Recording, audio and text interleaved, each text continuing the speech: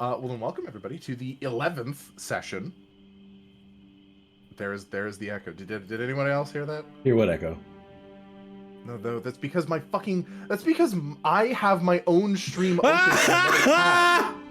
What? But I don't have my channel open. What are you talking about? That's not my channel. Wait, what channel are you on?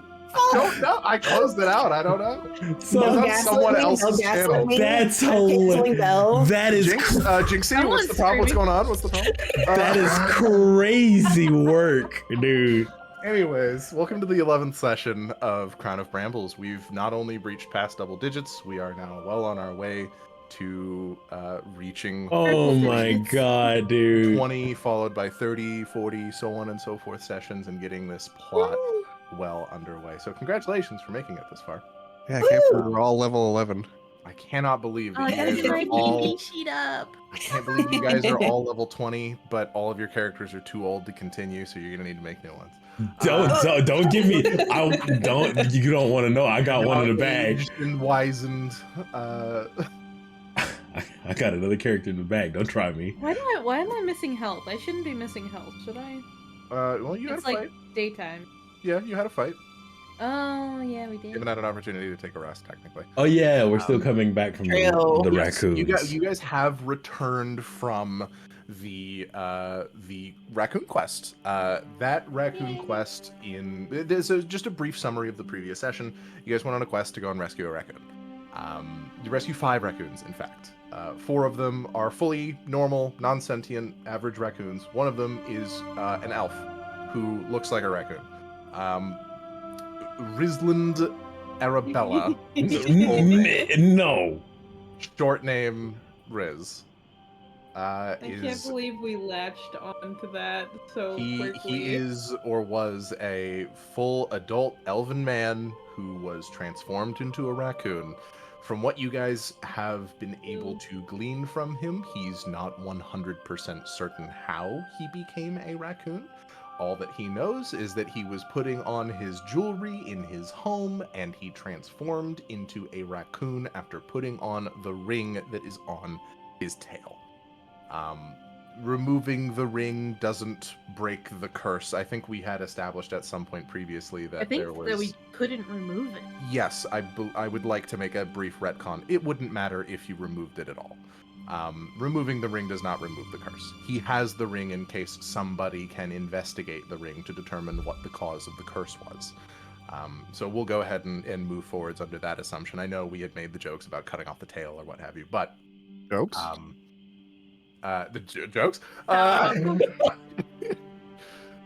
I don't recall if there was anything else that occurred during that session aside from... Kai's getting ripped to shreds. Bruh, I had a whole brawl with them fucking, them shits. Caius did not get along well with raccoons. I would be surprised, in fact, Caius, if you had really seen a raccoon before. As far as I understand from my own fucking geography, I think raccoons aren't necessarily native to Theowen. Oh, of course they're not, right? Because why would they be? Yeah, for sure not. So you're encountering like, oh wow, those are cute looking fuzzy creatures, and then they claw across your skin. And you're like, well, okay, all right. Moving on from that. Oh my god. You guys collected a reward for returning the 4 raccoons, which is a partial reward, with the promise from Riz for... How much was it that he was offering for you guys? I think he said 10 times what the reward was supposed to be, which I believe was 200 gold. So he offered 2,000 to you guys. Yes. I don't recall. So. I think there may have also been like an additional 2,000 if you guys managed to return him to his original form or something of that nature. We'll sort out the actual like specifics of it at a later point. I'll write it down and send it into the group chat. But another thing that you guys managed to come to a consensus to is the party name. Hell yeah. Would anyone like to announce to the stream? I think Fen should announce it. I think Fen should announce it too. We don't need to do that to Fen. Do it.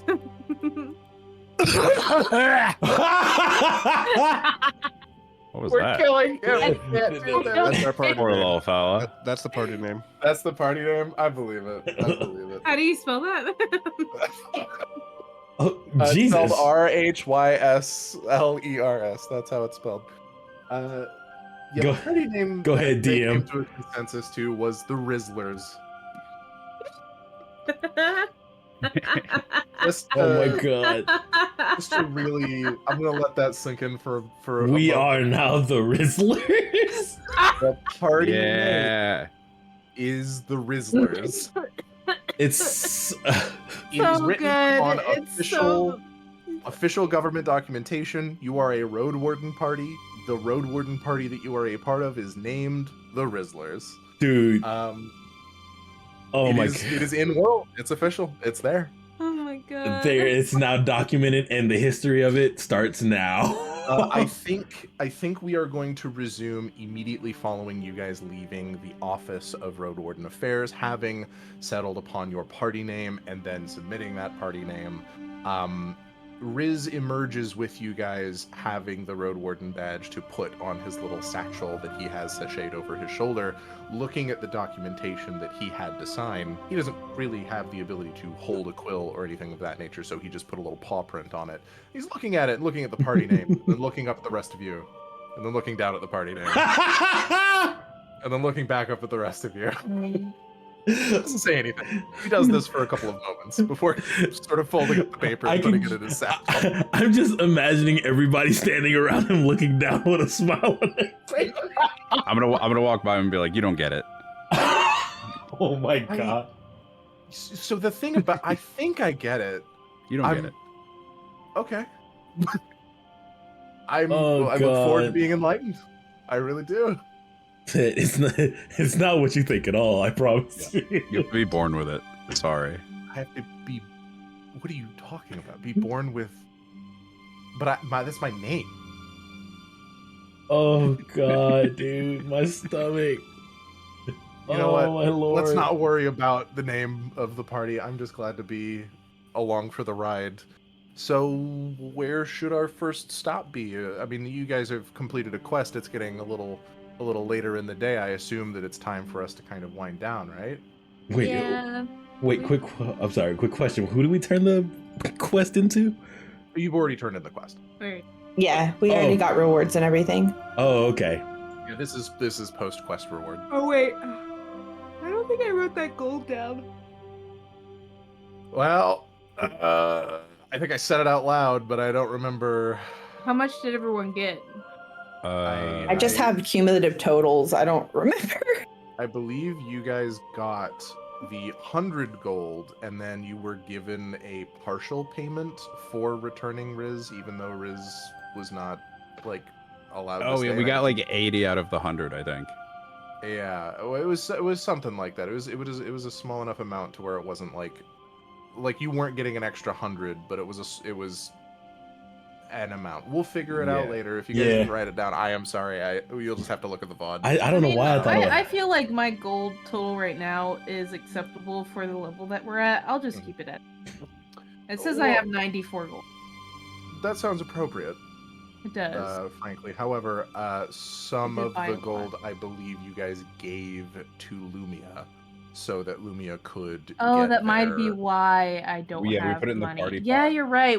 I'm pretty sure we gave all of it to Lumia, Moggs kept except theirs. for Moggs. I think I rolled. yeah, Moggs rolled for it. And I think Harvey may have kept theirs as well.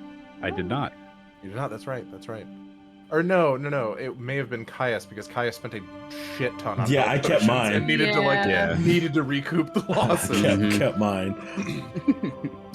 Well, you guys are now in town. The world is your oyster. You're looking up at the sky. It's hard to see where the sun is because of the cloud cover, but from your estimations, it's probably about, I'd say, anywhere from 5 to 6 p.m.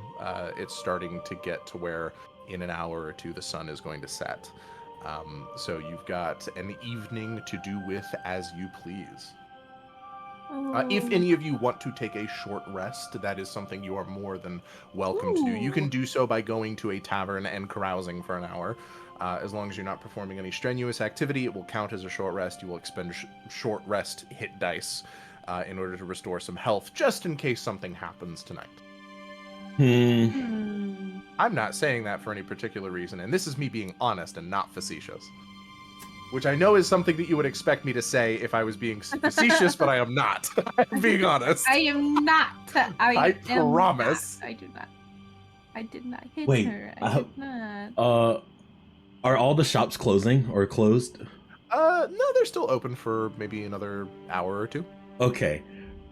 After the whole like thing with Kaya's getting like ransacked by raccoons and everything, he wants to calm his mind, and he's going to go. Kaya's himself is just gonna say, "This is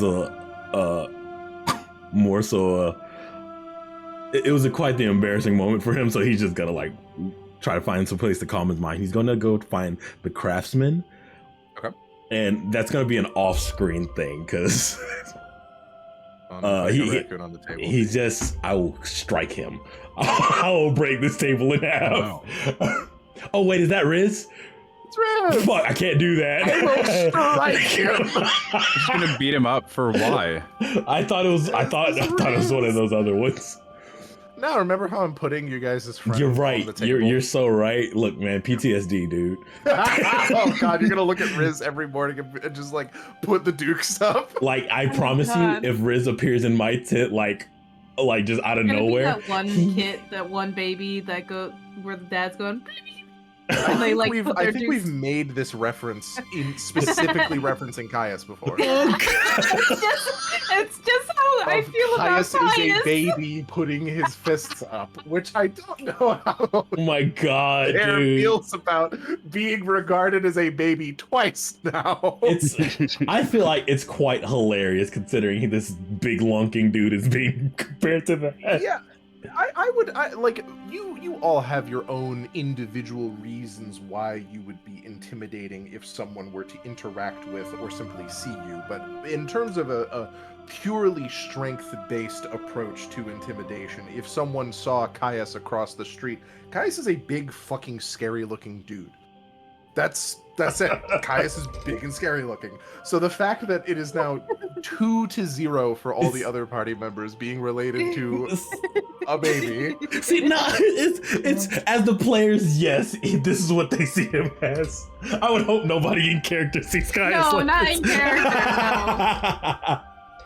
no. Oh god. But yeah, no, Caius is gonna go spend the evening hours at the craftsman just looking around, looking if he can learn a few things or two. It's gonna be off screen. Hell yeah. So Caius departs from the rest of the party. If anybody were to want to join Caius, that would similarly be an off-screen interaction with the craftsman at the very least. However, if you wanted to talk with Caius, I'm sure that's something that could be arranged. But if there is no one who wants to join Caius, what do the rest of you do? I think I would like. You would like what? Mechanically, I think I would like to take a short rest, just mechanically. Same. Do you guys just want to go to a tavern and get dinner and use that as your short rest? That sounds perfect. Cool. Caius, I'm not going to take it away from you either. I'll let everybody do a short rest here. I think we've covered short rests maybe once. I'm going to just give everybody a quick refresher on how short rests work. When you take a short rest, you can roll any number of hit dice to restore hit points. So, for instance, Caius, you have D12 hit dice. You would be, in air quotation marks, consuming those hit dice in order to roll them. And then once you roll them, you will add your Constitution modifier to each die, and then regain that many hit points. Now, you regain hit dice every time you finish a long rest at an amount equal to half of your level, I believe, rounded up. Wait, what? So at this level, you will regain 2 hit dice when you finish a long rest, which is an 8-hour rest. So if you consume all of your hit dice to restore all of your hit points, when you finish a long rest, you will only get 2 of them back. Oh, but I have 3 of them. Right now you should have 4 because you're level 4. Oh, I forgot to change that. That's fair. That's fair. So you guys can comfortably consume 2 hit dice without needing to worry too much about whether or not you'll have them over the course of the next day. So yeah. You feel free to just start rolling hit dice. I trust you guys in terms of hit point calculations I'm- and whatnot. If that's the Make case, sure that based on the number of dice you are rolling, you add your Constitution modifier that many times. It's not like it's per for instance, dice. Harvey just rolled an 8 and a 2, so that wouldn't be 10 plus Constitution. That would be 8 plus Constitution and 2 plus Constitution. Okay. So, Let's see. I'm gonna roll. I don't believe. Remember if everyone lost hit points? I think Moggs didn't lose any hit points during that fight, right? Nope. Cool. It's a hit dice plus con, right? Yes. Let's see. So that's a I am gonna use my D8. 5. Wow, So how much is that, Minnie? that's free. So Sick. up 3 to hit points. Also, you're 18. cutting in and out every once in a while, just as an FYI. I know. You keep on cutting in, so I had to I'm raise my sorry. threshold. Oh man. We are having crazy. Yeah, we audio really issues are. today. It's Hey. really bad. Well, the way There is our no house such is thing set as a up, professional stream. the way our house is set up, Bella's talking into my room. Oh. And- Wait, Oh. there's a couple of corners that need to be turned. But yes. Yeah, but I mean, Belle's voice just picks up naturally on my mic because my mic's pretty bad. Your mic is not bad. What is It it? is. Speaking it's though. bad, it's not bad. It is. Plus It is a 12. quality mic. Nah. Okay, I'm decent. I got 12 hit My points back. D6. Oh my hit points? god. All right. Let's So see. once everybody has rolled their hit dice and restored whatever hit points that they wanted to restore, let me know, and then we can continue the narrative. So you guys are going to, actually, would you be going to the Silver Spoon or would you be going to Narton Sons? Ooh. Narton Sons. Let's try Narton Sons. Cool. Cool. I'm cool, back at max. Wait, who's going where now? I'm going cool. to Nart's. We're determining whether or not they're going to the Silver Spoon or if they're going to Narton Sons. Ah, gotcha. We're gonna test it. Moggs, you want to? Time is this in the day? This is towards the evening time. This is Yeah. about like 5 or 6 p.m.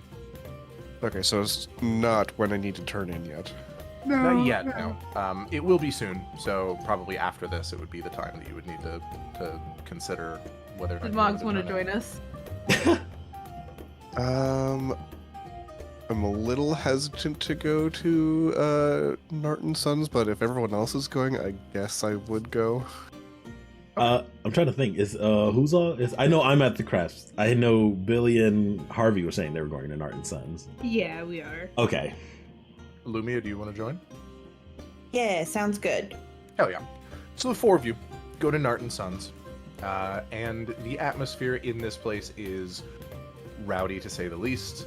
It is a very vertical establishment. There are a lot of positions in this place that can only be accessed via climbing a rope ladder or by, shimmying your way up a pole with a couple of struts that are out the side. It's very much so like this has been fashioned out of destroyed ship parts and stuff that has been scavenged from the wilderness, and all manner of just kind of stuff is just everywhere. There's a net that is below to not only catch people who may drunkenly fall in a stupor to lower levels, but there is also nets that are between the several layers that there are of this establishment. It does seem like they have the patron's best interest in mind in terms of safety. It's just that the structure of this place is not safe at all. Compare it to the rest of the town, which is largely just bridges with platforms and stone tablets, or like stone platforms to put stuff on, as well as wooden platforms that are above these things and stuff of that nature.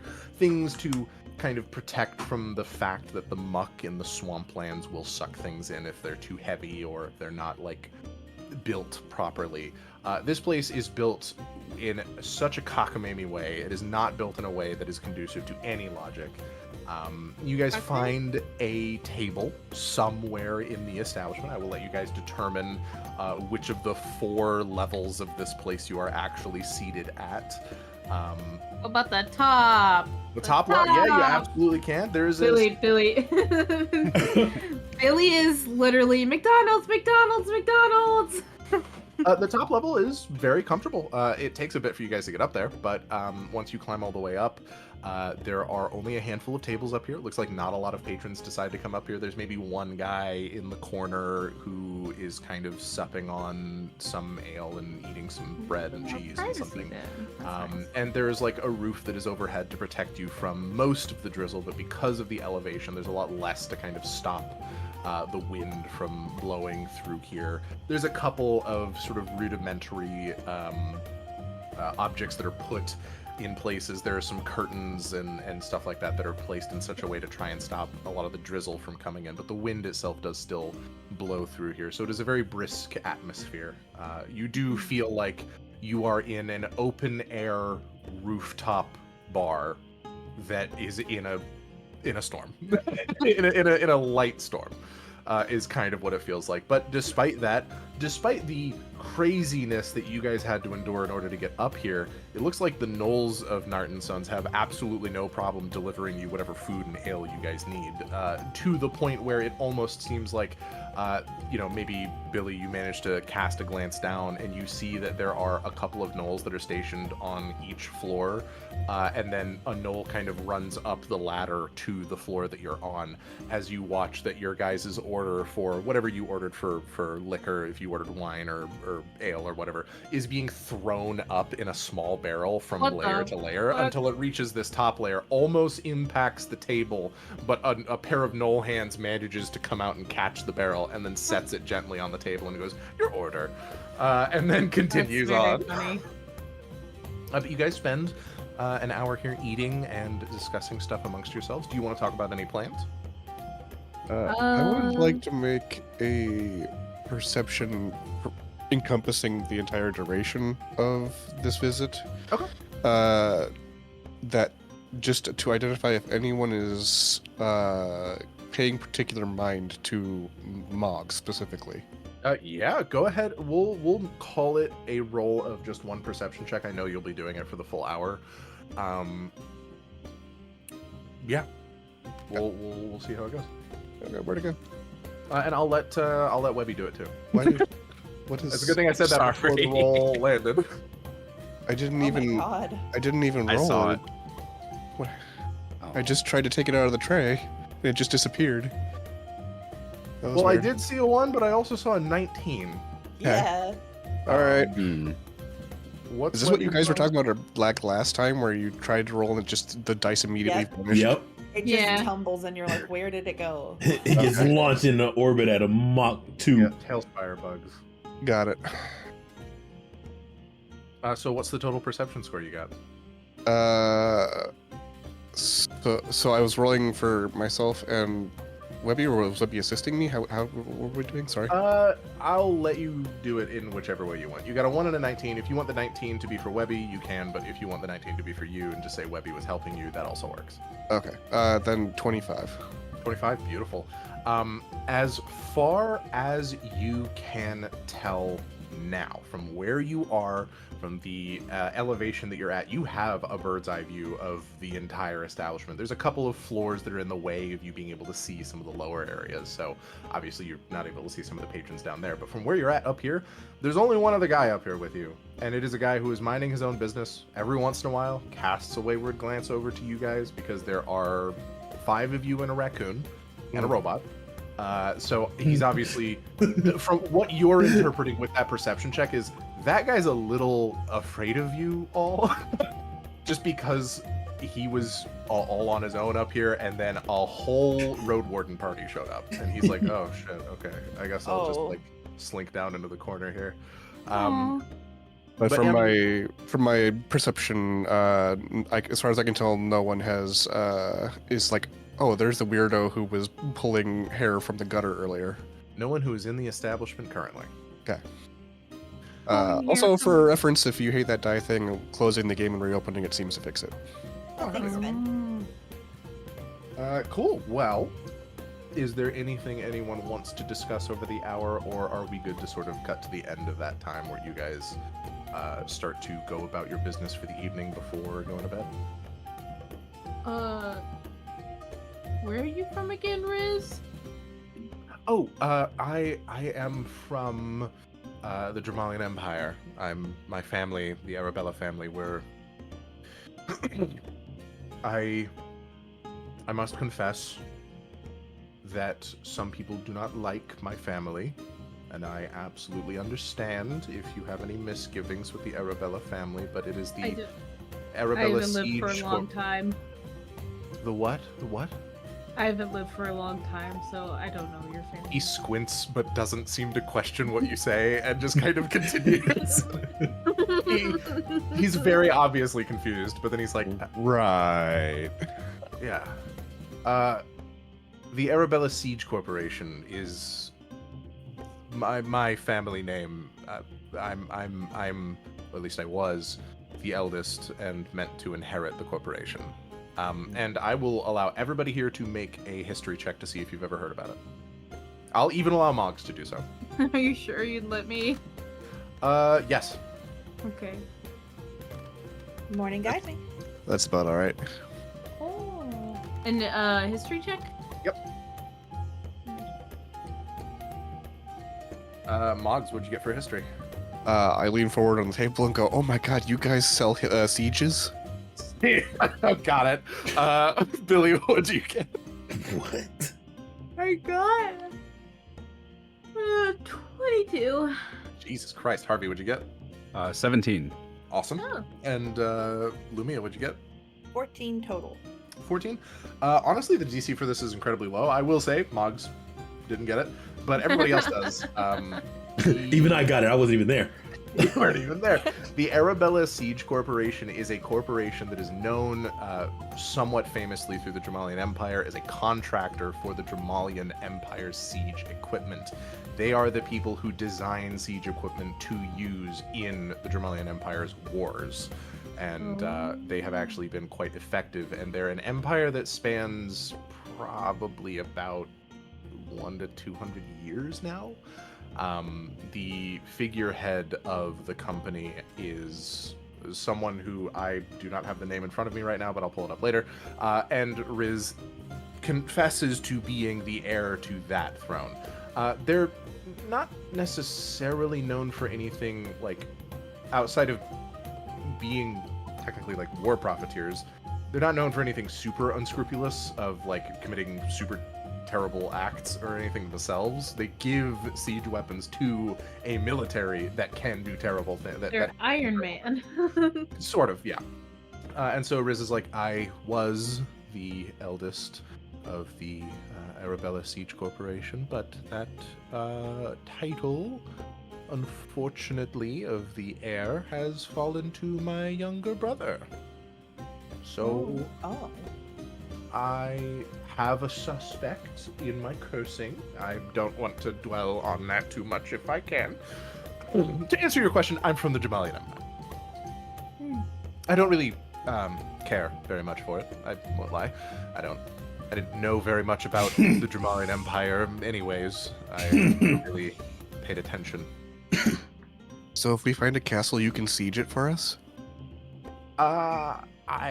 Well, not really. If you were to make a deal with my father, I imagine that he would be able to sell you the equipment to perform the siege. I really, honestly, probably should have paid more attention to the business side of things. I just didn't. Where care. is the Dramalian Empire? The Dramalian Empire, is this to the DM or is this to Riz? This is to Riz. To Riz? Riz goes, oh, well, the Dramalian Empire, it's in Karanak. It's the largest country in the world. It's hard to miss on a map, really. He kind of just gestures in a general direction that you do know to be where the Dramalian Empire is, and he goes, it's over that way somewhere. Now, this is to Bell. Yeah. I'm looking at the pinned map. Mm-hmm. Is it on there? That's Serendipitous, isn't it? The pin map? No, it's not on there. The Dramalian Empire is a completely different continent. Okay. I thought the world itself, instead of Earth, was Serendipitous. No. Oh. So the planet itself is Ashela. That's the name of the planet, and technically the plane of existence. And there are, as of right now, 3 known sort of like major places. There's Serendipitous, which is where you guys are now. There's Can I send Karanak. the Karanak map?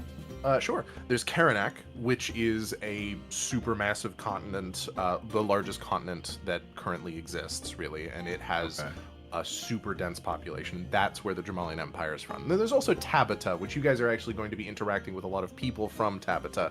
Tabata is a wasteland. Jeez. But...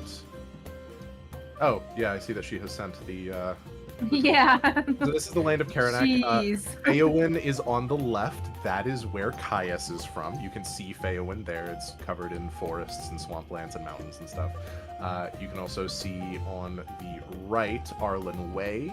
On the top right is Zillium, and on the top left to the right of the Katanari Mountains is Karuk Makar.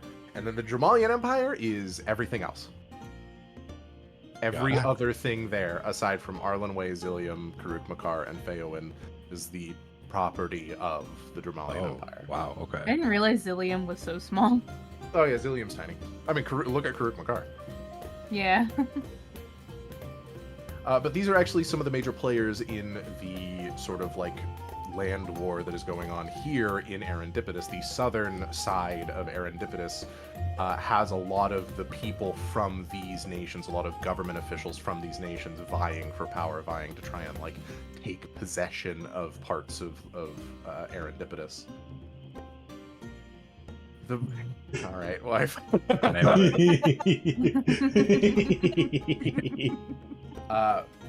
Yeah, so Riz wild living in Turpentine.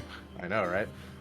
He gestures in the direction that you know to be where the Dramalian Empire is. He goes, yeah, it's over that way somewhere, some 1,000+ miles.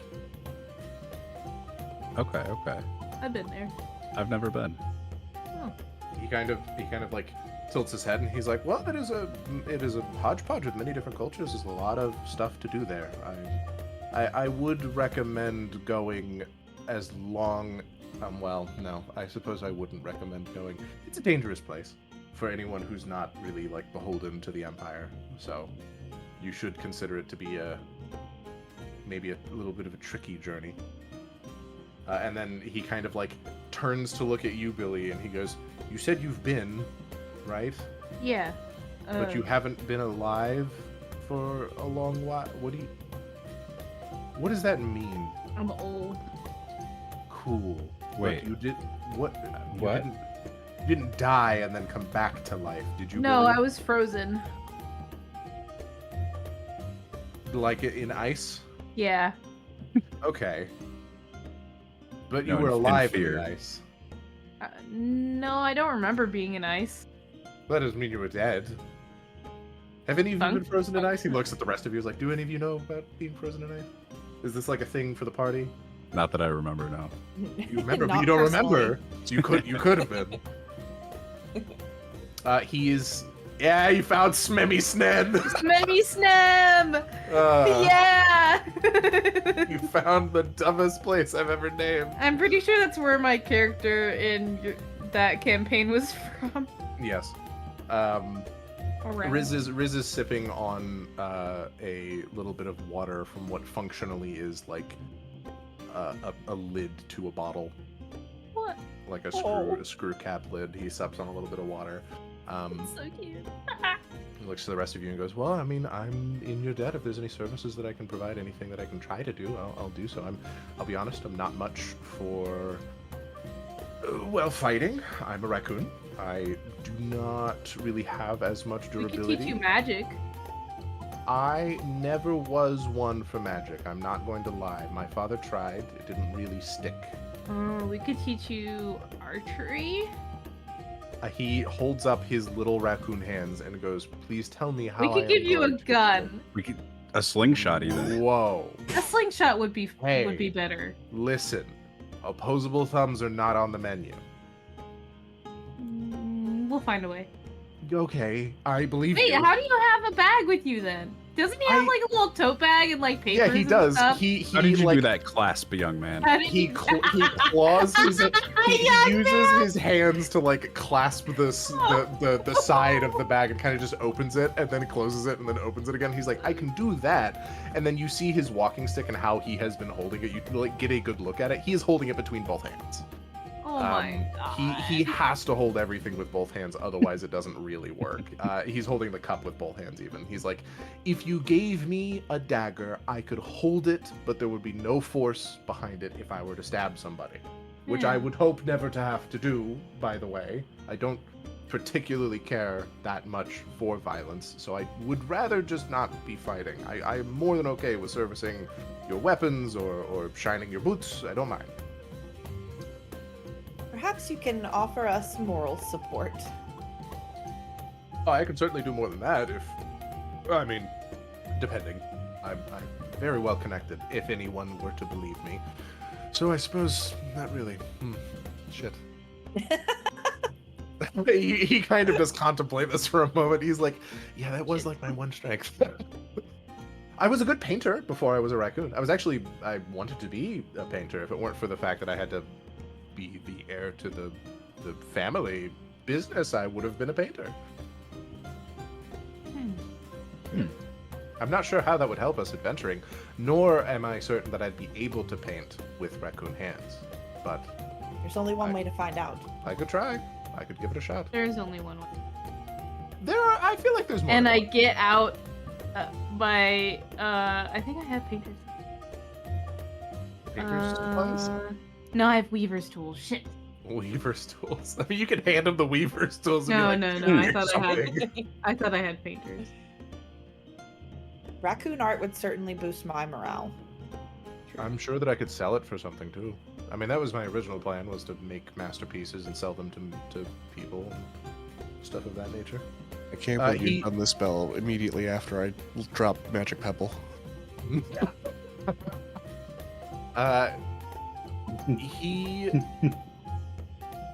When he says, like, he's talking about how he wanted to be an artist and stuff like that, there is a tinge of sadness in his voice. It kind of strikes you that, like, yeah, it would be difficult for someone with no opposable thumbs to make art. Can I attune him to my Illuminator's tattoo needle? Oh shit. Yeah. I mean, so for all intents and purposes, he is a character in the party. He can attune to. Because all you have to do is hold it where you want the tattoo to appear. Yeah. And then it becomes ink. I'll let you test it out for free over the course of this rest if you want. That would be sweet. So, like, if you wanted to let him attune to it and then reattune to it yourself, you can do that. Yeah. Okay. Yeah, I can just like reattune to it in the morning or whatever. Let me pull up the Illuminator's tattoo just to make sure that I've got all of the specifics of it. Yeah, absolutely. So you go ahead and like hand it to him. What do you say as you do? I would like to also put my notebook in front of him. Okay. And be like, let's see what you got, kiddo. I'm like pretty sure he's older than me too, and I keep talking down. 100%. Yeah, he's being an elf. Elves around in Ashela at the very least. Elves roundabout come of age around the same time that most humans do, but elves do live almost infinitely longer than humans. They live to be like 1,000. Isn't that an elf? He's a kitty. Oh. he just like holds the needle after having been called like. Would you call him like Buster or something? I call him Kiddo. Kiddo, and then Kitty. He goes, I think I've seen these. This is a magical tattoo, right? Yes. Okay. Once you attune to it, you can draw with your fingertips as if they were ink pens. His eyes light up and he's like, well, that sounds perfect. That sounds amazing, actually. It looks like he knows how to attune to it. Like he has perhaps used one of these before. And after he does so, he's like, okay, so I can write with my fingertips. Yes, on anything. Okay. Would you mind if I used the notebook? I assume you said it of there. Course. For yes. The first thing he does is he like sets his paw on the notebook and it like bleeds a little bit of ink out and he's like, shit. Okay. Wow, that was a lot quicker than I expected. And you guys watch as Riz comes to... You know what? Hold on. I'm going to roll for this. No! Roll a natural one. Oh, no! DM inspiration! DM inspiration. I'll let all of you guys be the arbiter of this. Do you want to give Riz an inspiration? Yes! Yes. No. Okay. No. Well, it's I've not seen better art than that in the stalls. So here's the deal. I will re-roll it. I'm not going to let that natural one have no consequences for him, but I will re-roll it to determine the quality of the art he produces. I feel like that's fair. Yeah, it's fine. Much better. It would have been really Much, funny if it much was another better. one. It would have been so funny. So one of the first things that you watch that Riz does is he sets his palm on there and bleeds a little bit of ink, and he goes, "Oh shit, that's right, the ink." And immediately thereafter, he starts to scribe just to get a feel for what the ink feels like coming out of his fingertips, as it's a little strange. He can use all of his little raccoon fingers at the same time to make kind of one larger brushstroke, or he can just use one of them to make something super small. And he realizes in that moment that he has a lot of sort of like finesse when it comes to the details on what it is that he can create.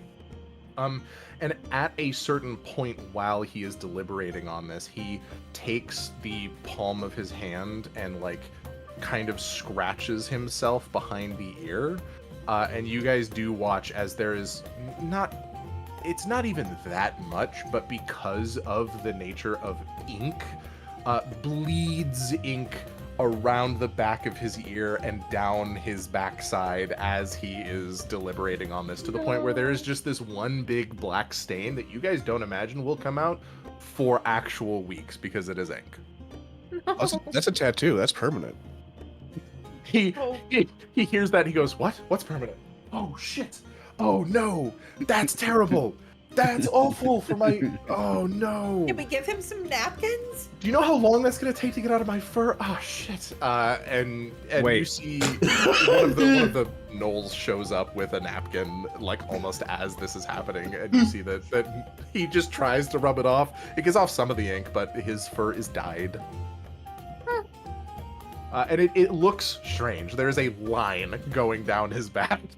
And it's not like a strip of naturally colored fur or anything like that. It's like, you know, the sort of grayish, whitish, blackish fur of a raccoon everywhere else except for a pitch black line in like straight down his back.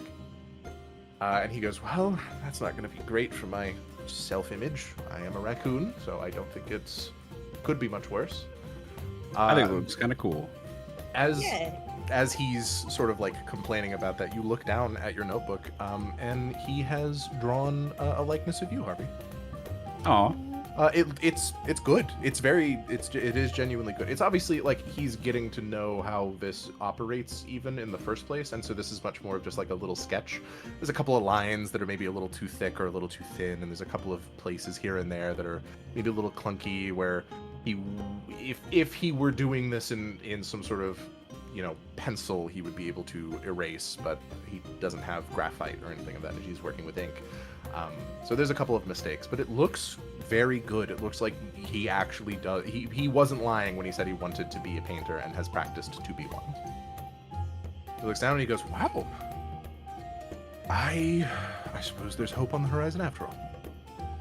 He takes the needle and hands it back to you, taking the sort of attunement out. "You'll have to tell me what this is so that I can purchase one myself later on down the line. of course, Or- of course. Or if ever you allowed me to have it be lent to me for a little bit, I will be more than happy to pay for it if you were offering it to me at any point." I would definitely be amenable to that. Hell yeah. I can earn money. I can earn money for the party. You'll just have to convince them that a raccoon actually drew it. I don't know. We could put on a sideshow. Put on a side. I suppose if I drew, maybe I could draw those little caricatures that you see sometimes in major cities that they have like the little easel and stuff, and they're like, "Sit down," and they draw like a goofy face. I think that would work really well. For the rest of the evening, you guys have casual conversation, deliberate.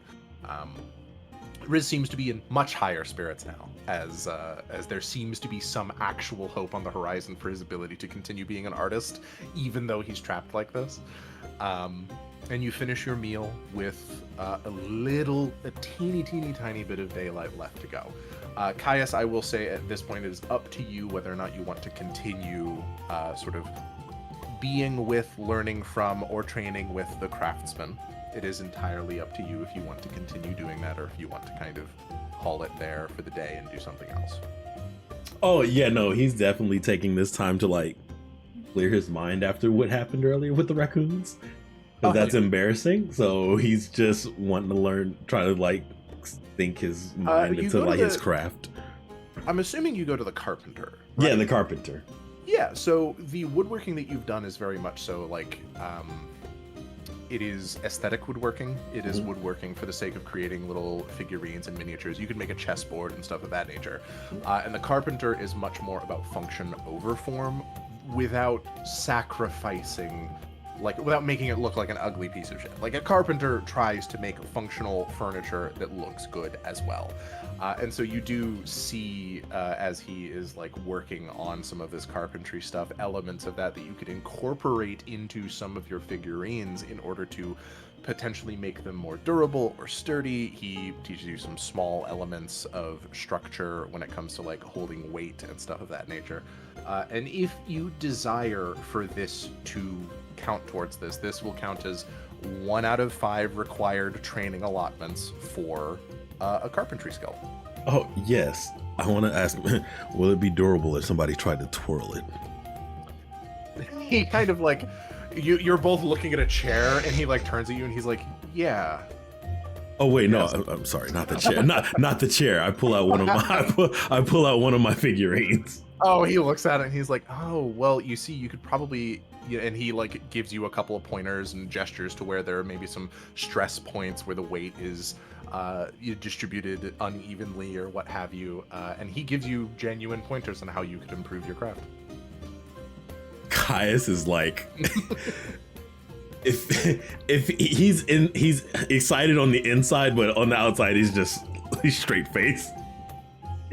There's like a moment in time in which he kind of makes the assumption that you're trying to use this as like a pommel, sort of like a pommel head for a dagger or sword, where you're trying to make basically one of those little lion's heads that's made out of metal, except you're doing so out of wood. And like that does kind of come to your mind as he's saying it, where it's like that wouldn't be a bad idea to create pommel heads for swords and sell them as such. Would actually be able to obtain you a small amount of money. That is exciting. He actually says this. He said that is exciting. Yeah, I mean, the carpenter, though he is much more of like more focused on the macro than the micro when it comes to woodworking, shares a kindred mind when it comes to woodworking overall. And yeah, you share a good chunk of the evening with him and learn stuff. Even after the shop closes, he puts up the close sign and still works with you. Doesn't really have a problem with you staying just a little bit longer than after the shop is closed in order to learn a couple new things and maybe get to know the tools that he uses and stuff of that nature. So whenever you make the determination that you will depart from there, let me know. With seeing how, like learning a little bit from that, I'm going to try do a new figurine. Okay. And it's gonna be a Veer. Oh, I see. Oh. Okay. All right. Eyebrows. Give me a shot. What do you got? If it's a poor roll, her ass is deflated in the figurine. Well, it's so remember, the average roll of a d20 is 10 to 11. So it's 10.5 is the average roll. That's only slightly below average. Okay. And what's I got a +1? You'll be adding your, oh god, it's your wood carver tools proficiency. And if you have a magical set of wood carver's tools, I do. I think you do. Compliments of Gil. Well. So it's a +3, so 11. 11? 11 is enough to make a comparable product. Let's go. You're not adding any of your statistics, so any of your dex or strength or anything like that. And that's intended. Because of that, this is a very solid piece that you are beginning to create. It's obviously not finished, but their likeness comes to form very quickly. And one of the sort of helpful factors that this carpenter has contributed is Yura is a very lithe woman. She's very thin. Her frame is not very wide, and as a consequence, this has a risk of being frail.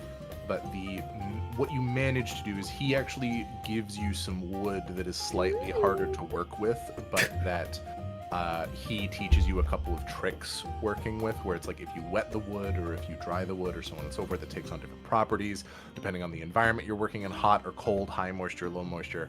You can do different things with different wood. So he doesn't give you a piece of balsa wood or anything like that. He gives you like some sturdy wood that will take a lot longer to create, but it will create something that will last through, like, someone would have to break it over their knee to break it. Oh, that's nice. It's sturdy wood that'll last. Oh my god! I am really sure that yours is gonna appreciate that gift, honestly. Oh, dude, and the whole time he's doing it, he doesn't know why he did because he doesn't quite understand what's happening. It's the first of the shrine. The feelings. Oh no. Go right in the jar. Oh my god, No, dude. stop. So that is Holy fuck. golly, dude. But yeah, that's how he spends that evening until it's time for him to return back to his room. Hell yeah. Unless I'm imagining Caius and this carpenter being like the ghost movie scene. From the pottery. Sounding him whittle behind him. Yeah. oh He's god. like nibbling on his beard. So, unless there's anything that anyone wants to jump in with, I am going to ask if we would like to cut to. I believe Moggs will be going to bed early, so whatever happens from here after the evening is done, there will be a scene for the heist. But before then, would we like to cover Lumia's scene of opening the book? Yes. Do it. Is there anything else anyone wants to do this evening? Because otherwise it will be Lumia in the book and then Moggs. No, I'm going right to That's bed. fine with me. And on the way out, it just told no one was looking at me in particular. I will give you that there is perhaps one or two of the gnolls who give you sort of like a wave as though you had been there before.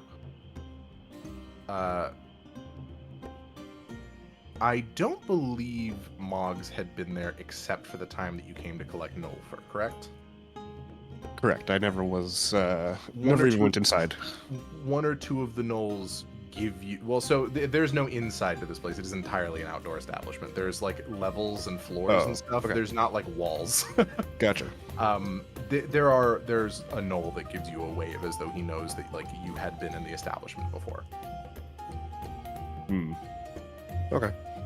You rolled a 25. There's no way that that wouldn't catch that someone had seen you. The stealth check that you had rolled before was enough to cover the majority, but not the like complete majority. There were just too many people that were there for it not to have been that, and a offhanded glance would have seen you. Okay. But that's yeah. knowledge you now have in your pocket. Yep. I will, wave back amicably. He sort of gives a smile as you guys are on your way out. But Lumia, where do you believe you would decide to open this book of yours? I assume you'd be waiting until you're in your room. Yes. Cool. You have a room in the Silver Spoon Tavern. It is a quiet, pleasant room. Obviously, there's a lot of thoroughfare below, or I believe the Silver Spoon is actually on the ground floor. So there's a lot of thoroughfare that is above, but none of it is super disruptive. And you're left in relative silence in your room as the rest of your party is similarly getting ready for bed. Okay.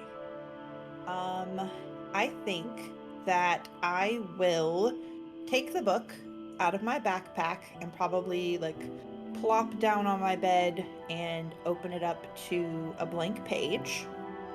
All right. And say, hello, is anyone there? There is what seems like a super extended delay. You can interpret this however you wish, but from the personality that has been kind of conveyed to you over the course of the handful of sessions you've interacted with him, the proprietor likes to fuck with you. So you imagine that he is delaying his response intentionally to see if he can get you to close the book, but then he does respond. You see text form on the page saying, "Whenever am I not?" I think Lumia definitely feels a tinge of annoyance, but she is trying to play nice. So she's going to ignore that happened and say, how are you today? In her sweetest possible voice. The text arises with some flourish going, "We're being mighty cordial today. Did something happen?" No, you see, I've been thinking. I think we started off on the wrong foot here. A lot happened. I opened the book. You walked out of it. Very scary situation. I would like Say to very restart. scary, and you see understandably on the page.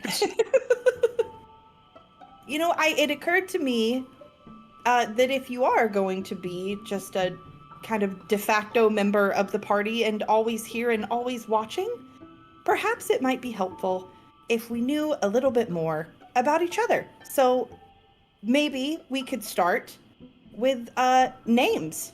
You clearly knew my name, despite the fact that I never happened to mention it, which we'll get to later. But what exactly is your actual name? You see that there is an extended pause now that you know he's not doing this to fuck with you. He is thinking about a response. And he poses a question to you that seems almost somewhat rhetorical, and he goes, "Would you believe me if I told you I don't remember?"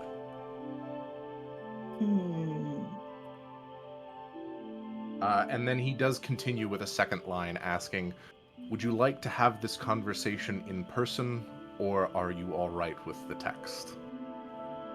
Oh. He then continues, "You need only say my title." Oh. I think text is just fine for now. There is another written word. He says, "Are you frightened?"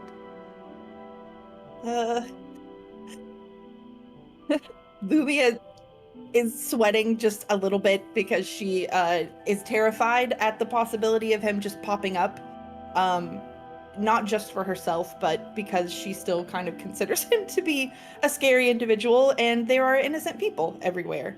I'm gonna say, no, just tired and trying to keep this conversation as convenient as possible. You see one word, and it says, "Sure." Okay. So you genuinely don't remember your real name? I do not. Interesting. Have you always been the what did you do before you were the proprietor? I was a businessman. Well, for all intents and purposes, it kind of seems like you still are. I am. He does the proprietor is just a salary man. He'll divulge a couple pieces of information somewhat voluntarily. You've asked about his profession from before he was the proprietor, and he says, to not mince words, I would consider being a businessman somewhat of an art, in the way that you must convince people to part with their hard-earned coin. Not always honestly, but always parting with it. Is coin the only thing that you have people parting with? Not anymore. I see. That kind of sends a chill over Lumia, because that also is a little frightening. Okay. You're more than welcome to ask those questions that you dare not ask, Lumia. I am a captive audience here. Well, okay. Well, then I do have another question. I've always wondered, what deal did you make to trick the king of the underworld out of his seat? If I were to tell you that, it wouldn't be as much of a secret as it is now, and I don't really want people knowing about that.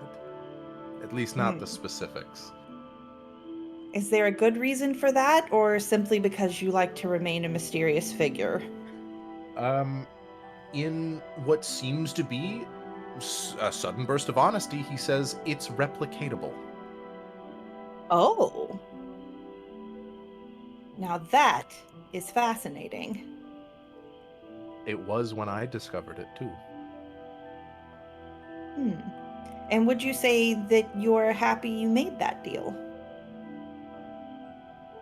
Long pause. He says, I'm happy no one made it before me. I see. So, now that you've made this deal, and now that you're here, Lumia gestures widely because he can see the room. Yep. What plans do you have now that you are walking freely through this realm? He responds simply with, you'll have to be more specific. What I'm trying to understand is what your goal is. I mean, you made a pretty large deal to unseat an entire deity. Surely you didn't do that just because it was Tuesday. I could have. It would be funny. But no, Ugh. you're right. I didn't. There are many reasons why I did it. Some of them noble, many of them not. But those reasons are my own. And to offer a small correction, I have always been able to walk the mortal plane. Unlike my brethren in the promenade. I was not always a god, so I am not bound there. I have, however, been barred from Erendipitous until recently. So I thank you for that. Ugh, Lumia grimaces. Oh, don't be so grim. I don't have any lofty or dangerous plans for Erendipitous. It's nice here. Lumia snorts. Sure. No, that sounds totally reputable. You don't believe the king of the underworld? Why ever not? I think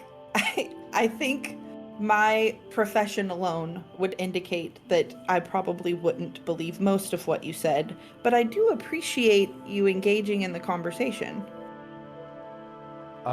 He responds with, what makes you think I don't also have clerics? Huh. I suppose I never really thought about that. Do you?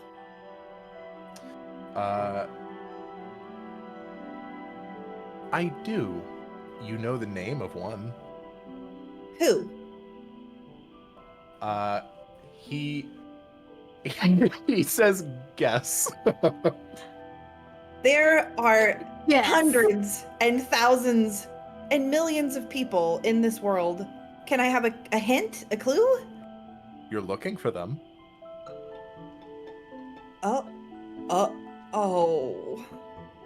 I'm sorry you had to find out this way, but you had to have had your suspicions, given that they have been causing problems all throughout Erendipitous, surely. I thought he was just another one of your evil henchmen. Might I also say it's very difficult to believe that you had any amount of noble intention when Tally is who you've chosen to align yourself with. Tally chose to align himself with me, for the record. I offered him a very compelling deal, and he accepted. And I don't suppose you'd be willing to tell me what that deal was, would you? I'm sure that he would be more than happy to tell you himself when you find him. Ugh. Okay. Speaking of which, I'm curious. How did you know who I was before we'd ever met? I know many things, Lumia. She rolled her eyes. Many things. Most of which I should not know, but some of which are readily available pieces of information. This one I learned long ago. I've known your name for, he thinks for a moment, and gives you roundabout the amount of time you've been alive. And says, I've known it for that many years. That must make you pretty old. If he could chortle through text, he would. You get the sense that he's amused. Perhaps until I find out your name, I shall call you Old Man. That works for me, he responds.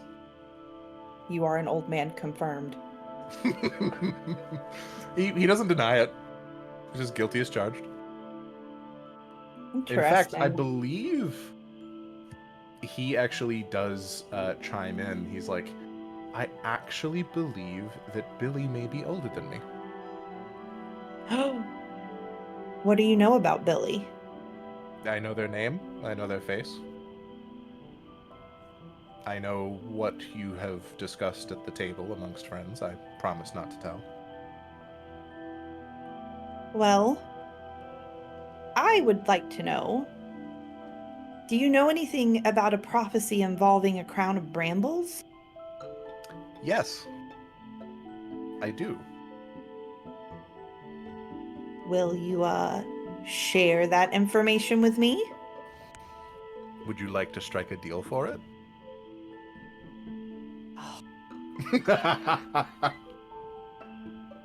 What is the deal?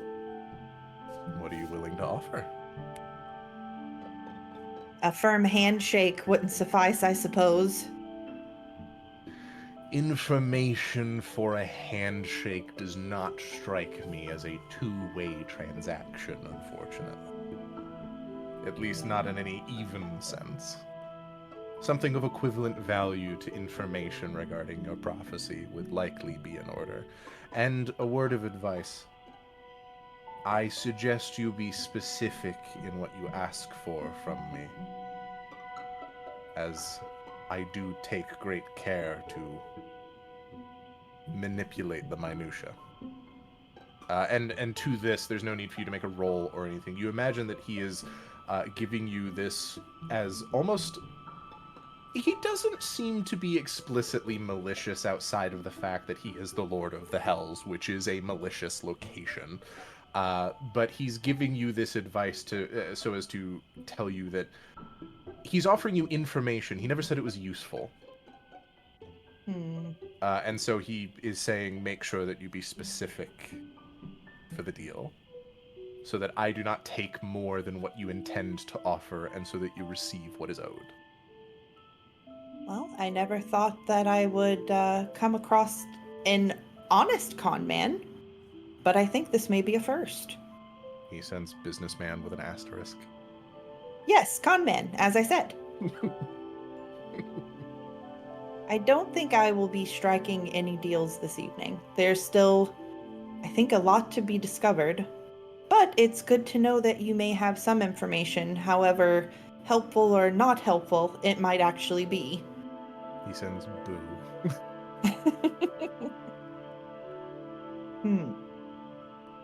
All right. Well, would you mind if I asked a question, Lumia? You can always ask.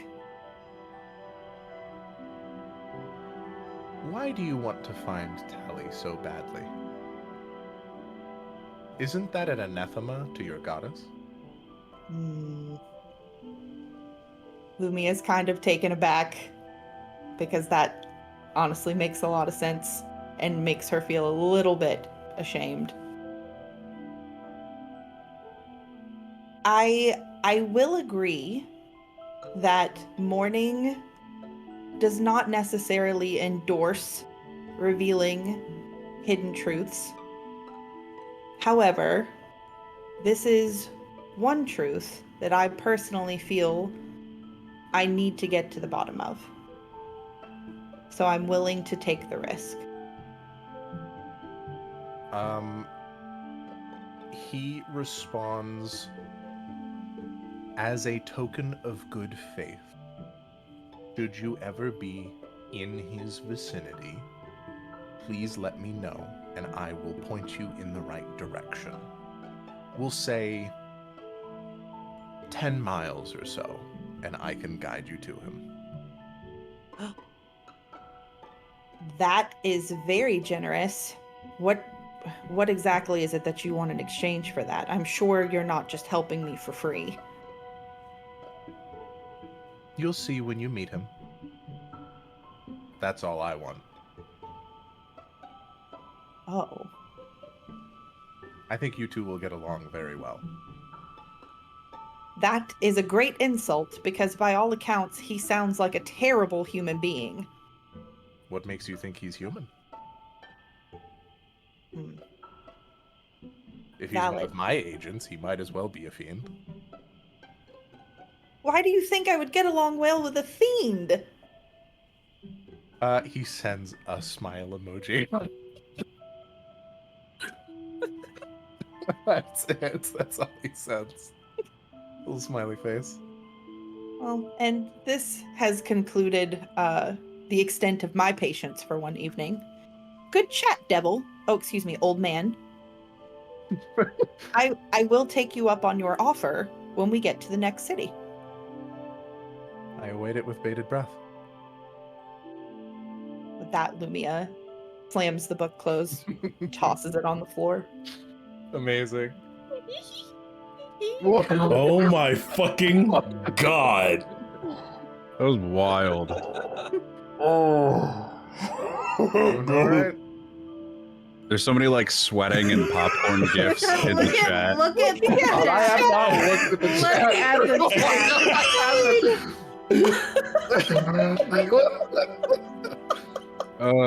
This is a goddamn roller coaster, dude. Yeah, the devil's like, let me hook you up with my cleric for your sake. Oh my god. Oh my god. There was so much information there. That was wild. I'm glad you decided to open the book. Me too. We know so much more now. I have so many conspiracy theories to nurse between sessions. Oh, this is about to be bad. Is there anything else that anyone wants to do before we kick off the heist?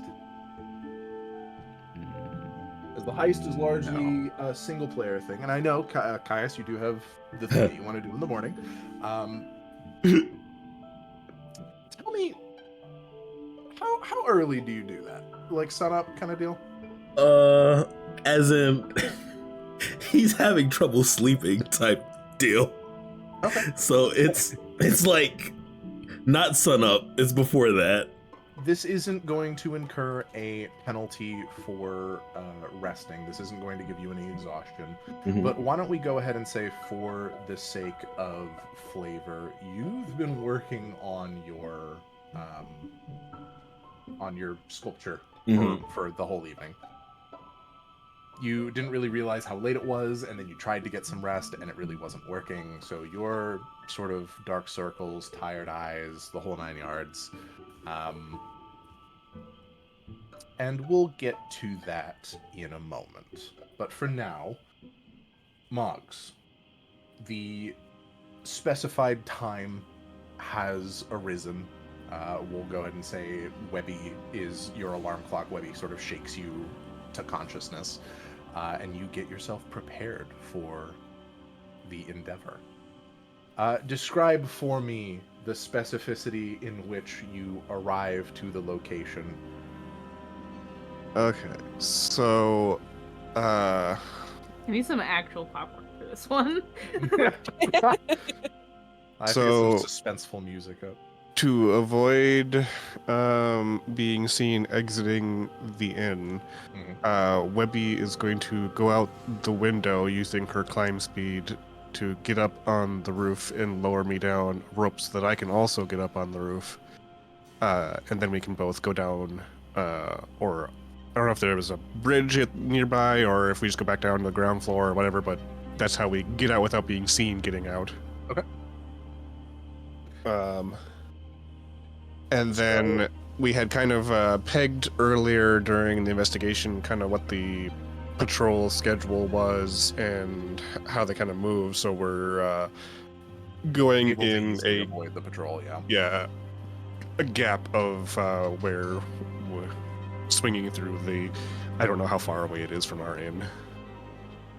It's a distance, but it's not a distance that's impossible for you to travel. You have taken into account the patrol paths, and like when any of us play a stealth-based game, it's easy enough for you to get past the patrols. For jokes, not literally doing this. You knock a guy out, put him in a trash can, whatever. You get there completely unabated by the guards. Yeah. So, I have cast beforehand. What was the? I don't remember my spell names now. Sky Self and Longstrider? Or are those Longstrider is on Webby. Okay. Expeditious Retreat, I think, was 1 hour, so I was going to cast that when I got there, if I'm remembering right.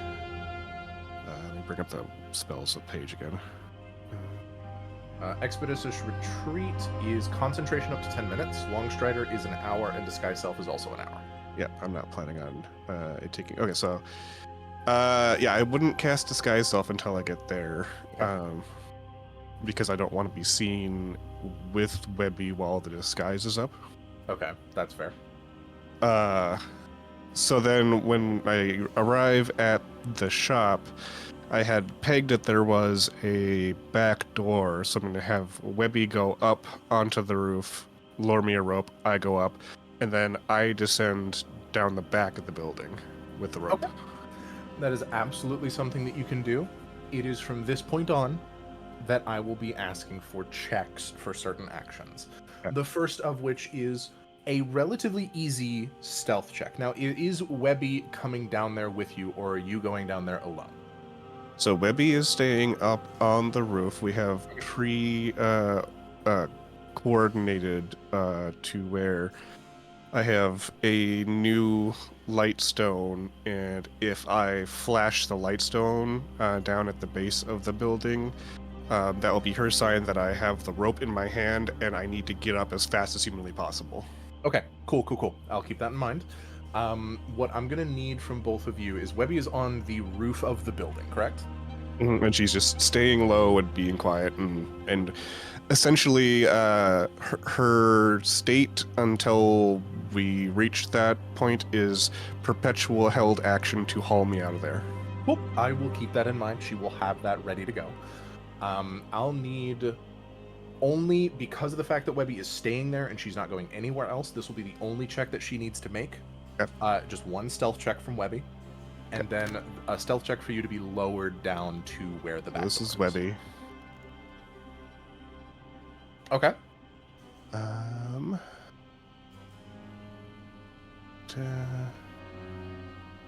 And this is not like a tough stealth check for Webby either. This is like if Webby rolls a natural one, she like trips on the roof or something. So that she does not have any bonus to stealth, so that's just I rolled a 7, so Yeah, that's 8. 8, okay. Perfectly comparable. It's not as though she's needing to be incredibly stealthy when she is standing still on the roof, but there is perhaps the briefest of moments where when you guys dismount from the bridge overlooking the rooftop to the rooftop itself, or when you jump from one rooftop to the next rooftop, there is perhaps like a tinkling of maybe a shingle from the roof that potentially slides in a direction that's inopportune, but it doesn't make enough noise to where you imagine the person inside wakes. Yep. And then question, I assume you do not have your armor on, so you don't Correct. have disadvantage on stealth. Cool. Yep, Then I a left normal that stealth behind. check from Moggs. And this is to lower you down to the back door. Jesus, I'm off to a great start. These are the rolls that like it's okay to roll poor because you're like the further in you get, the higher the DC. A higher goes. difficulty, yeah. So that is an 8. 8. It is just the same as before. You're getting the nerves out. Like, has Moggs ever gone on one of these on her own I think like they've regaled your family used to regale you with stories of them doing stuff like this before. But Yeah, as long no, as everything's- so she's never been part of a heist, but growing up being surrounded by pirates and associates, hearing exploits of heists and what has and has not worked, while she has never done it herself, between that and her innate kind of sorry, I'm gonna be struggling for words all day long. No, it's fine. Her just kind of snappy mind. It's kind of like a puzzle. Hell yeah. Hearing how, how these other people have done their oceans sea adventures, and now she's having her own little ocean mogs. Would you say that she's maybe a little nervous? Like this is something that her family might look fondly upon, the fact that she's sort of stretching her legs like this. I wouldn't say nervous. I think she'd be more excited. Just excited. Cool. Hell yeah. Well, you lower yourself down, similar to when you jumped onto the roof with Webby. There is perhaps like the briefest of moments where there's a louder than normal thud or something, but it is not enough to, as far as you can tell, arouse suspicion. We'll be using your passive perception quite a lot, unless you specifically tell me that you want to essentially consume an action to make a perception check.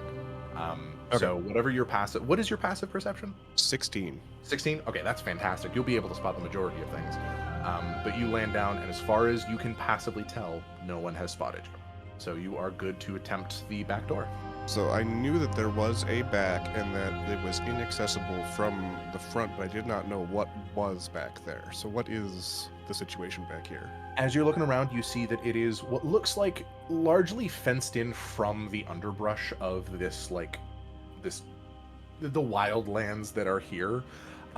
So the fences are kind of like holding back bushels of weeds and thickets of brush and stuff of that nature. And it's a metal fence all the way around. It's just a little box, and you can see what looks like a little garden bed of flowers and maybe like a bench. There's no sort of like access to the sides of the building, but it looks like there is just this little wooden back door that leads out here. It looks like this is just a place for whoever lives here, who is the proprietor, Uthwain, to come out and relax. So it's essentially impassable outwards as well. Yes. Except for your rope. Except for my rope, correct. Okay. So for all intents and purposes, the only way in and out of here is the roof. That being said, you could, if you were willing to take a bit of damage from dangerous terrain, climb over the fence and into the thicket. You'll take damage from thorns and stuff of that nature, but you'll be able to make your way out of the thicket and get to safe water. So that is like a backup plan. Okay.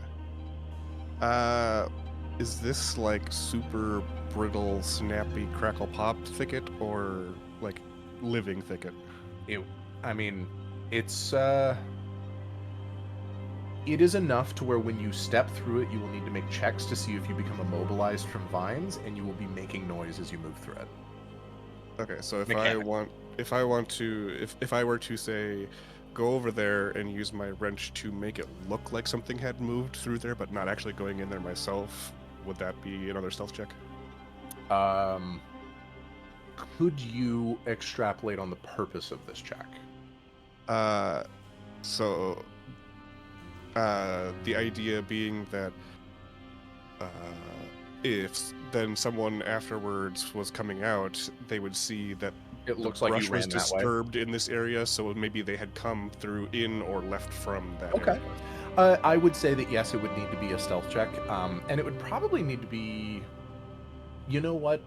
I will say no to the stealth check, but you would need to make a check to make it look convincing, as most investigators, if they were to show up here in order to investigate a crime, would be looking for things like torn clothing and blood in the vines. And if there's nothing present of that nature, then it's not going to hold up under scrutiny, basically, unless you make a really solid check. Okay. Not sure what check, though. I would say it would probably be a survival check because of the nature of dealing with the thicket of brambles and making it look convincing as though you had gone through there. Okay. But because of the fact there's no stealth check required, if you wanted to, you could do that for free. I will give that a shot. Hell yeah.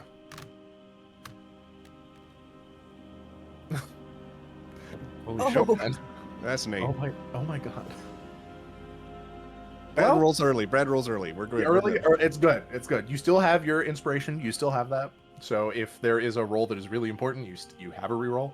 Yeah, this was just another one of her ideas. You do give it a shot, and then you look at it. You kind of cross your arms. It's not gonna work.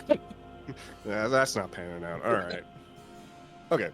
So then, next up, she's still confident that no one is aware of her. So, before doing anything with the door, ritual cast, detect magic. Okay.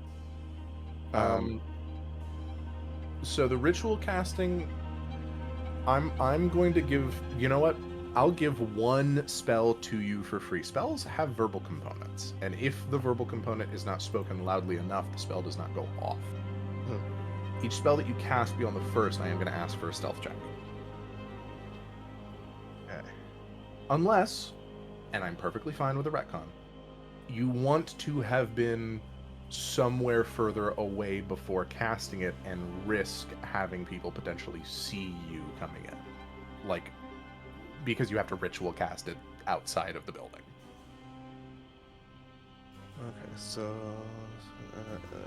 S is somatic, right? S is somatic, V is vocal. V And then M, you don't need to worry too much about. M is material, which is covered by your spellcasting focus. Okay,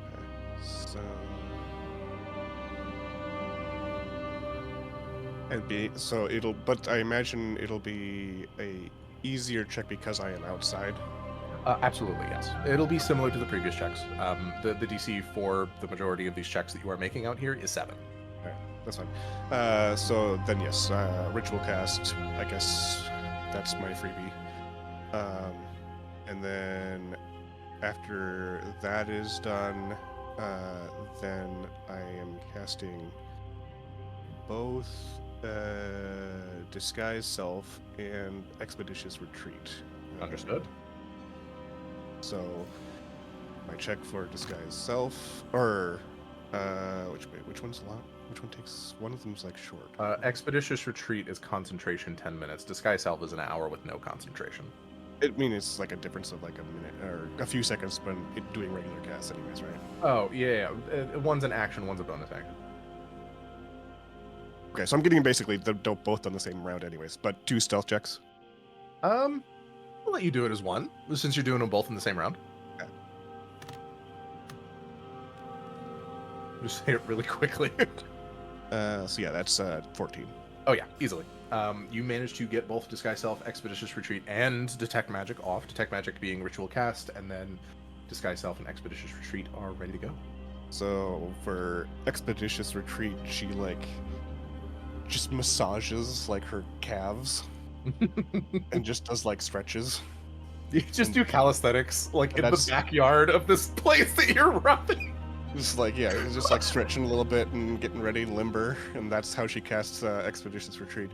And then for Disguise Self, she like kind of like scrunches up her face and is like concentrating and thinking real hard, and she's remembering Tilly and Tally. We're picking Tilly. Tilly? Okay. Sure, why not?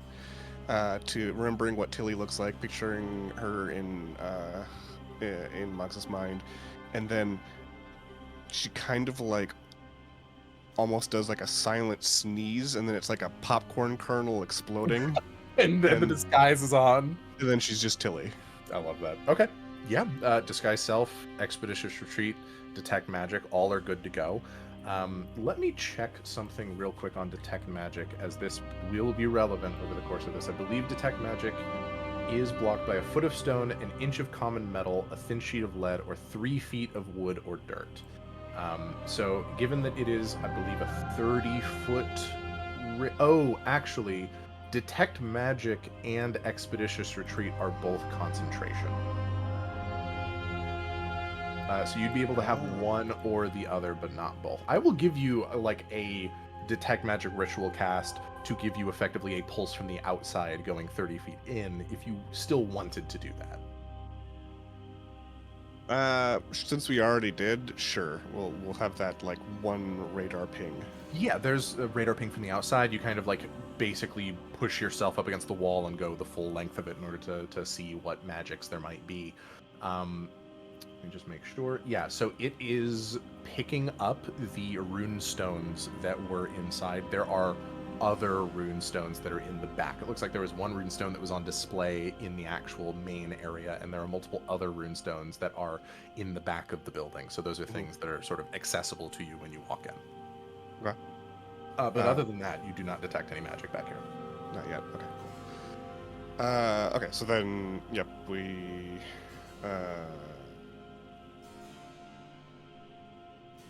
Or no. So no. So Expeditious Retreat is off. Actually, I have not cast Expeditious Retreat yet. Okay.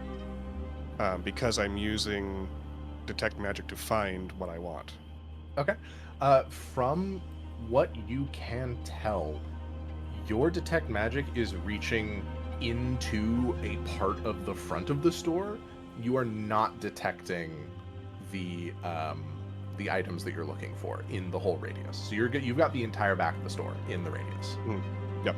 You're not detecting. Yeah. Yeah, but I'm keeping it up because of when I go inside and I'm searching, that's how I'm orienting myself. Yeah, you can keep Expeditious Retreat as like an oh shit button to drop when you're ready to go. Exactly. Okay, so then I am using my thieves' tools to open the unlock The back the door. Hell yeah! Go ahead and make a thieves' tools check.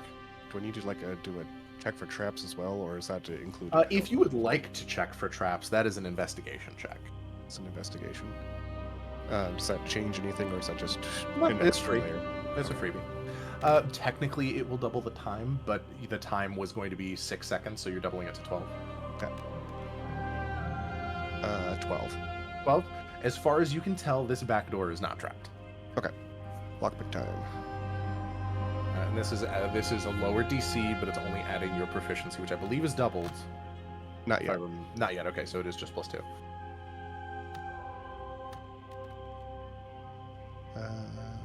7. So you go with the lockpicks for your thieves' tool, and you've seen. I'll say at this point you've seen Harvey lockpick things, perhaps training in camp or literally opening chests or what have you. And for a moment you think perhaps I should imitate Harvey rather than trying some other fanciful ways. I've already seen it done. And you go to try to lockpick the back door, and as you do, you push it slightly and it comes open. It's not locked. Fair enough. I guess why would you lock a back door if it doesn't go anywhere? Exactly. Okay, so then I will start sneaking my way in, and so I've got my low light vision, dark vision. I forget which one. I believe you have dark vision, so you can see perfectly fine out to 60 feet. It is black and white, but you can see it perfectly fine.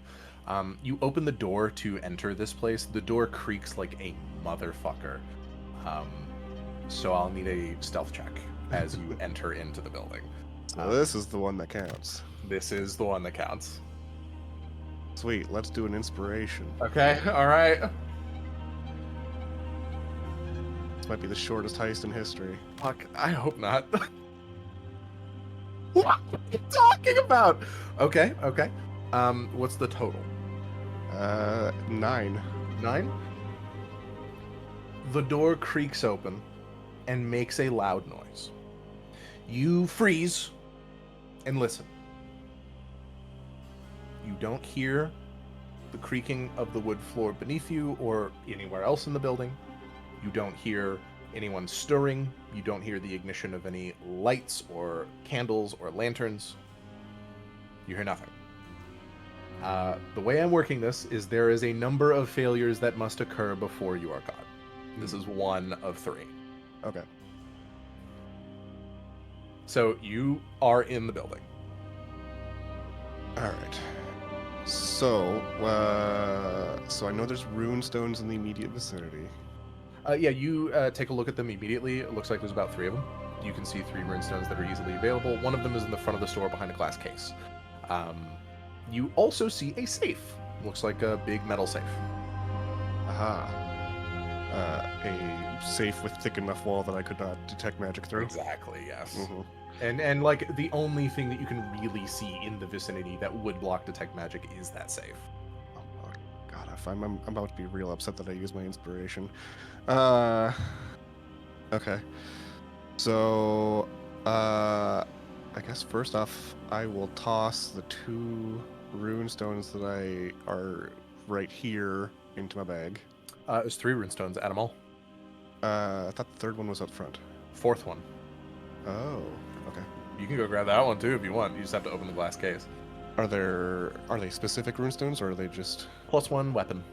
+1 3? They're plus worth 1 300 gold if you were to purchase them yourself. each or individually? Each. Gotcha. So that's if you were to sell them to a merchant cumulatively, you would be getting 600 gold. If you were to keep them, you have an equivalent value of about 1,200 gold. Okay, 3 + 1 weapon runes. That is if you get the 4th one, whatever. You know what I mean.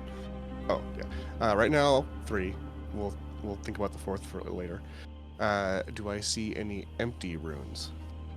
Empty runestones, you do not see any. I am actually going to ask for you to make an investigation check and a perception check. These are both free. No need to use any actions for these. I'm giving these both to you as freebies. Okay. Just to see what is in the room, to see if you spot any particular sort of pieces of information that may help Do you. them in order. So investigation. Ooh. 17. Okay. And then go ahead and roll the perception check. 17 on your Perception. investigation. Wow. 17. Okay. I like getting repeated numbers apparently. Apparently, yeah, 7 and 7, and then 17 and 17. So, what you spot with an investigation check is small pieces of information that sort of paint a picture of what you can expect to see back here. There are a couple of letters of correspondence between what looks like Uthwain and Uthwain's brother. You see a little ledger that marks the kind of like date of sales of certain items that have been purchased by the store or sold by the store. It looks like these items were not recent purchases, that these items were actually they were purchased some time ago, and I know that Moggs probably wouldn't care, but I'm going to give Moggs the 411 on this because they are in a somewhat dangerous situation. The correspondence between Uthwain and his brother makes mention of a pair of spells to protect their investment. It does not specify what spells. It simply says that they must be prepared to say the code word for each of them if they wish to retrieve them. You do not see a code word written down anywhere, and that's all you got. Interesting. Code word. Is this so those were free rolls. Is this something that I can locate via further roll, or is this something where that's something that roll is probably just going to carry you through with?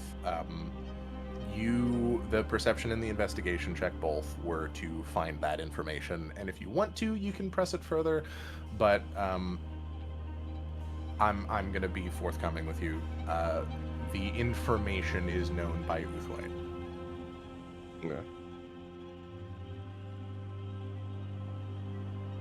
Interesting. Okay. So, but it didn't say what the protection was, just that There is protection, and if they want to retrieve them, they'll need to say the code words. Looks like there's one for each of the items.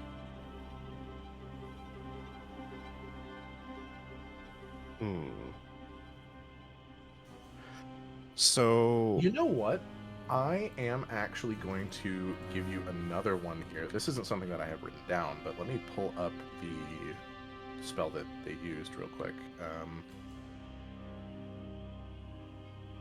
I am going to give you an Arcana check.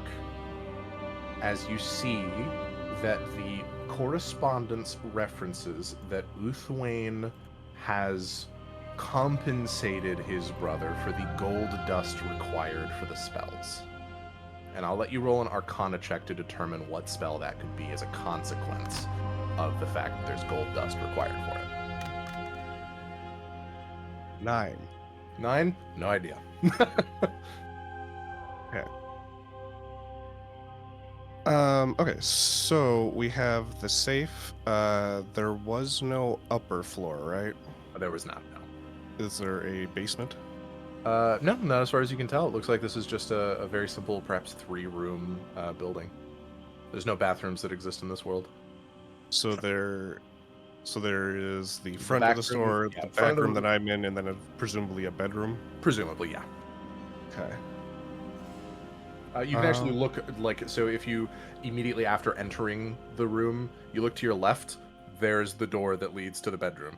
You look in front of you and slightly to the right, there's the sort of like curtain that leads to the front room. And then you look to your right, and there's the majority of their stock and the safe. So is the safe something that I can do a lockpick on? Yeah, it'll take you some time, Okay. but yes, you can. All right. I think I will start with that and then see what happens. Oh yeah.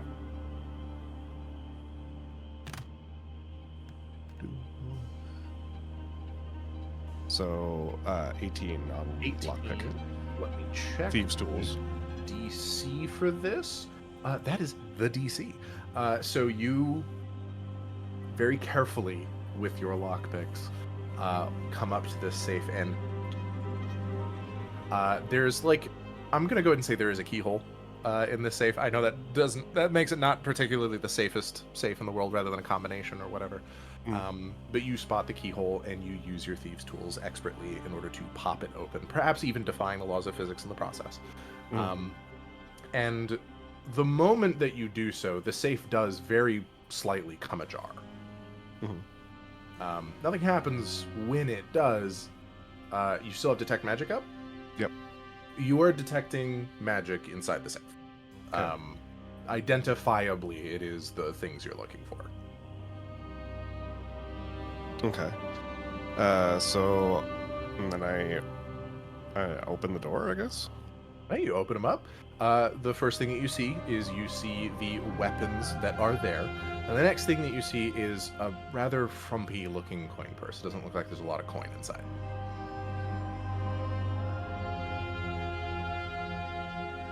I don't know.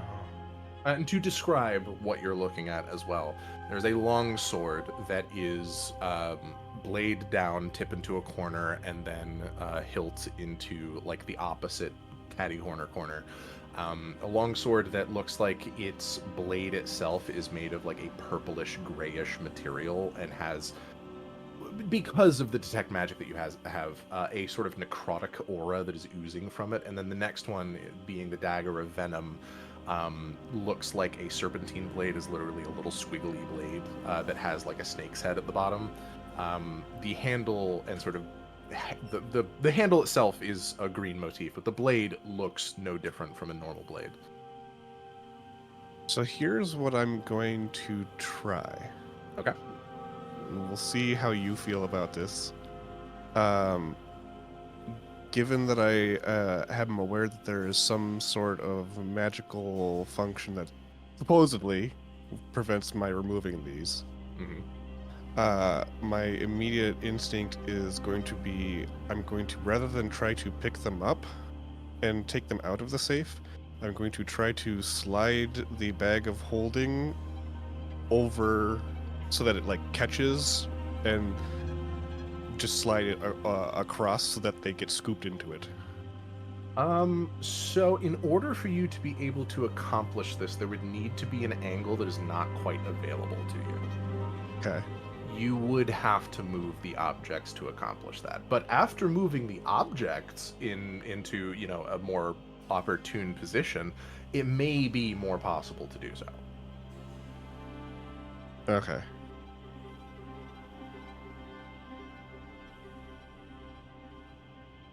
I'm gonna poke one with a finger.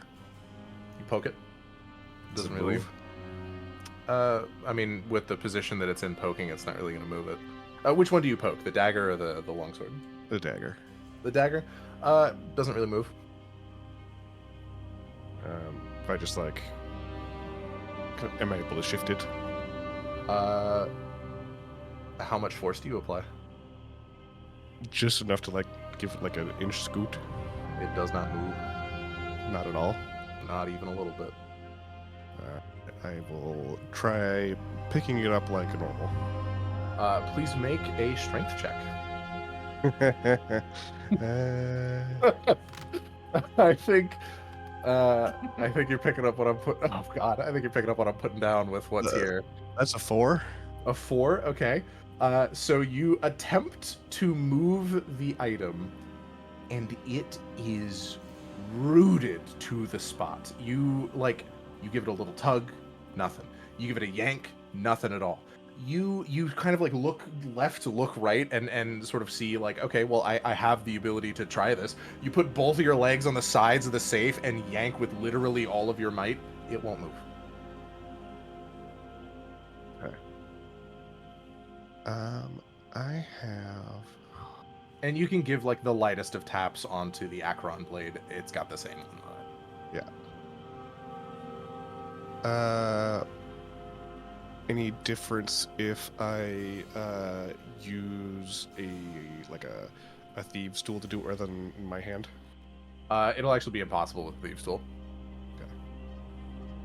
Okay. I'll say if you apply too much force, your Thieves' Tools will break. Right. Yeah. No, I just wanted to make sure it wasn't like specifically If someone's resisting- hands are on it. Yeah, living I gotcha. person. Yeah. Okay. How about the bag? Same deal. Same deal. I thought it same said deal. 2 passwords. 1 password for each. Each weapon, and then also one for the bag. Each weapon has. Oh, the bag itself. I'm sorry. I thought you meant your bag of holding. You can take the bag. What's in it? You take a look inside. It looks like there's about 10 gold in there. Yeah, I'll leave it. Put the bag back down.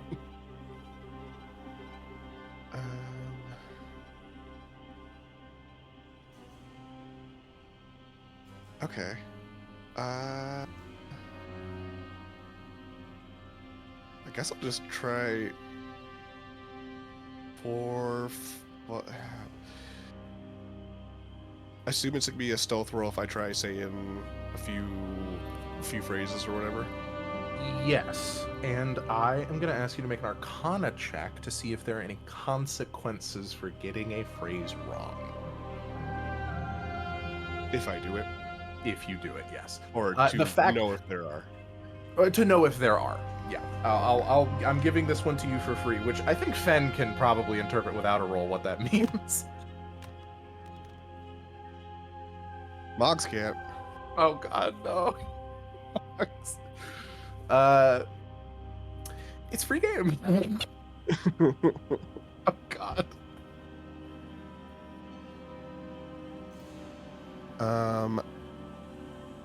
Okay, so I suppose while I'm thinking about this, I should also clarify for everyone else how disguise self works is it is purely an optical illusion. I still have my exact same proportions and physical size and everything. So if I were to grasp something and It's like a say I weird was after image overlaid over the hand of Tally's hand that doesn't quite match your fingertips. Maybe your fingertips are sinking into a handle or something. or if I disguise self and I have the disguise has a hat and I were to go into a low overhang that would go through the hat will just go pass through the wall. Exactly. So it's sheerly optical. Purely optical. Entirely optical, yeah. Does not do anything to my voice, which is important. Did I hear Tilly and Tally speak? You did not. So this is quite literally Moggs in a wig. God, don't say it like that. Isn't it though? You know what? Yeah. Fuck it. I'm gonna go to the bedroom. You just walk into the bedroom? Oh. Yep. Make a stealth check. Are you trying to be sneaky? At first. Yes. At first? Okay, make a stealth check. Not very sneaky. Okay. The 7 again. So I like 7. Apparently, the 3 fail condition was going to be for Uthwain to be like alerted, but you are opening the door to their bedroom. I am still going to give you just 1 failure here, but I will say that even the most simple of actions here will require checks that will have another failure condition if it is failed. So you can open the door. The door creaks. Again, maybe he just needs to oil the hinges. But it's loud enough to where you do see Uthwain in bed. With your dark vision, you can see a black and white sort of grayish image of a sort of lump in the bed that kind of tosses and turns slightly as the noise is starting to rustle him to consciousness, but he is not yet awake. You can see inside. Looks like there is a nightstand. There is a snuffed out lantern that is on the nightstand. There's a bed. And that's kind of all you see here. Aside from a window that leads to the backyard. The window itself being closed. I'm gonna go over to Uthwain. Okay.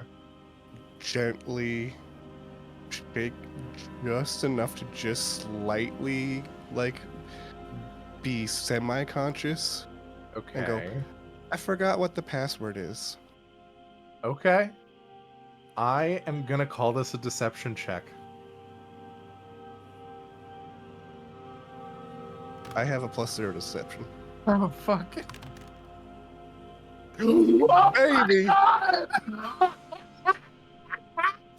You're fucking kidding me! Okay. So, I'm going to respect the natural 20. You see that he rustles awake very slightly. Very, very, very slightly. And he sort of like... What? What are you asking, my child? Why are you here? I forgot the password. What was the password? Password for the... Oh, it's oh goodness. It's Saiji, based on one of my hometown favorites. Oh, my child, what are you what are you doing here? It's all right. Okay, you can go back to sleep. And I will pat him a little bit. You pat him a bit. He is conscious enough to where your deception check was enough to get the password out of him. He has questions and is starting to rustle further awake. And he's like, "What are you, child? How did you? Are you safe? What? Did something happen to your brother?"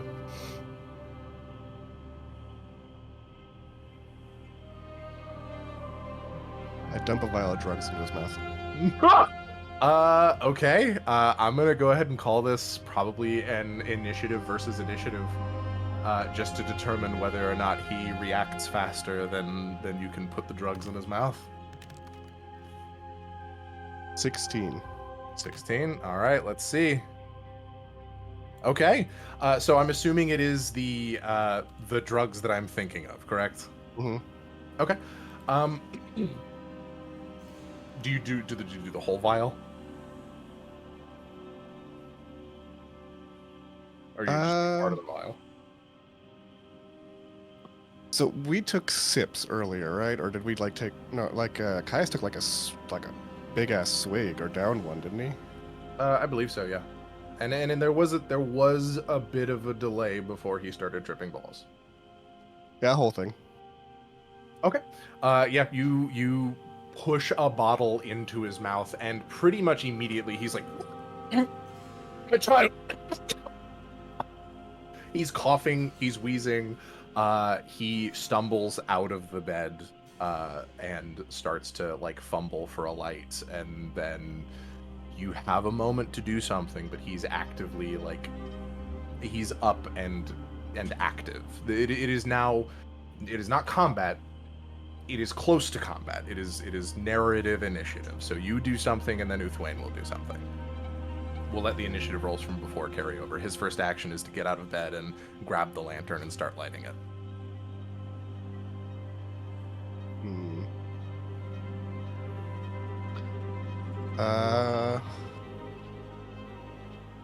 I cast Expeditious Retreat as a bonus action. Okay. And go straight for the safe. Okay. You run for the safe. The door swings open. You see he gave you one password, which was Saiji, and you're not sure for which one it is for. You have time enough to attempt to dispel one of these, but not both. So you need to make a coin flip here on which one you're going to try for. Can I not just say Saiji and try to pick up both? With both hands? There is a focused intent that is required for this magical spell. I'm gonna give you one. You've got an attempt. Dagger. Dagger? You say Saiji to the dagger? Sure. Hand grips the dagger. The focused intent is clear. You speak the word Saiji. There's a split second where you feel like you can move the dagger, after which the loudest noise you have ever heard blares from the blade and literally speaks words saying, "I am being stolen. I am being stolen." And it repeats ad nauseum. There's no ifs, ands, or buts about it. You're able to hear that it is echoing probably like a mile. Okay. Oh my god. Am I able to do the sword? After Uthwain takes his action, yes. Got it. Uthwain steps up, grabs his lantern, lights it, and you see that he stumbles into the room, and what he's going to do is be like, "My child, why, you are not my child," and he is going to close the door, and he's going to stand between you and the door. The door to his bedroom? The door to the back door. This back area of the store is maybe a cumulative like 25 feet in any direction, so it's like a 15-foot walk for him to get to the door and close it. And that's his turn. He looks at you and he's like, "Unmask yourself, deceiver. What have you fed me?"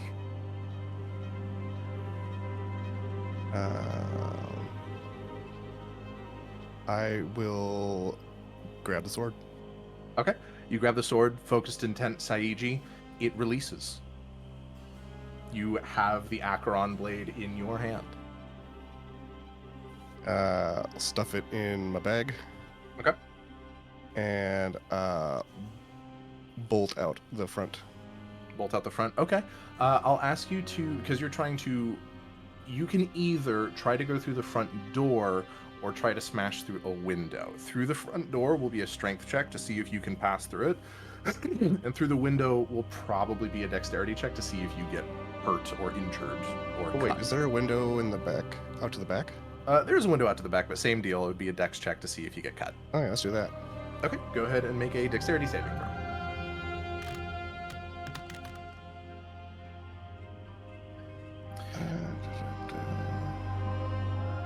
Dexterity is +2.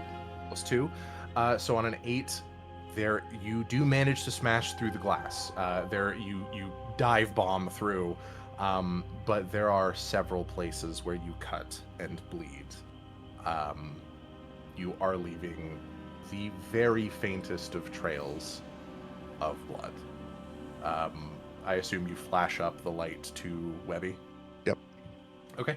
Webby immediately held action, pulls you up, and starts getting you out of dodge. She doesn't ask any questions. She starts bolting as fast as she can across rooftops. But you have the wherewithal to look down and see that you're bleeding in a couple of places, so you're leaving a trail. Is there a direction you want Webby to go? Once we make it like a building or two, I will pause to bandage and dispel the disguise. Okay. I'll go ahead and say maybe like you go a building or two that is maybe about like 20, 30 seconds to get to that point. You can hear the alarm is going off, and you're starting to see patrols on the bridges above, they're echolocating, they're coming to the location. You can hear shouting from Uthwain. Buildings that are nearby are starting to turn on their lights, with residents kind of like waking up and looking outside and seeing that like something is happening. I will need you to make a stealth check, because you are attempting to stealth against a town of people. And then a medicine check to stop the bleeding. We'll do stealth. 12. 12? Okay. And then the medicine check. Medicine is... I got a +4 to medicine. 20. 20, beautiful. So you get 2 rooftops out, and you start to kind of like bandage yourself. It will take you a moment to actually stop the bleeding, during which you do see that there are a couple of guards that like come to the front door. There are a couple of guards that are on the bridges above that are shouting down, and they're relaying messages to and from one another. You can't quite make out specifically what they're saying, but then you see that Uthwain points up, and then Uthwain out the front door kind of like sees that there is a direction that you have traveled, and points in the direction that you've gone. And goes like, there's a shrug from Uthwain, and a lot of the guards are starting to kind of muster and begin a more tight patrol pattern. Okay. Aside from that, you are good to continue going. And then now we use our long strider and our full speed to just book it. Okay. You book it. You get the hell out of Dodge. I'm not even going to make you roll for it. You are out of there fully, completely. I am going to say that there is a point in time as you are traveling. Do you take an erratic path, or do you go straight back to the Silver Spoon? What is my... So, with my perception, what is my sense of if I have gotten past where guards are starting to be canvassing and alert and whatnot? With your perception, depends on how slow you're going. If you decide to go slow enough to be able to like take a good look around, then I'll give you the answer to that. But if you decide that you want to book it as fast as you can, it'll be tough to tell, just because of the speed at which you'll be going. You'll just be looking at blurry images going past.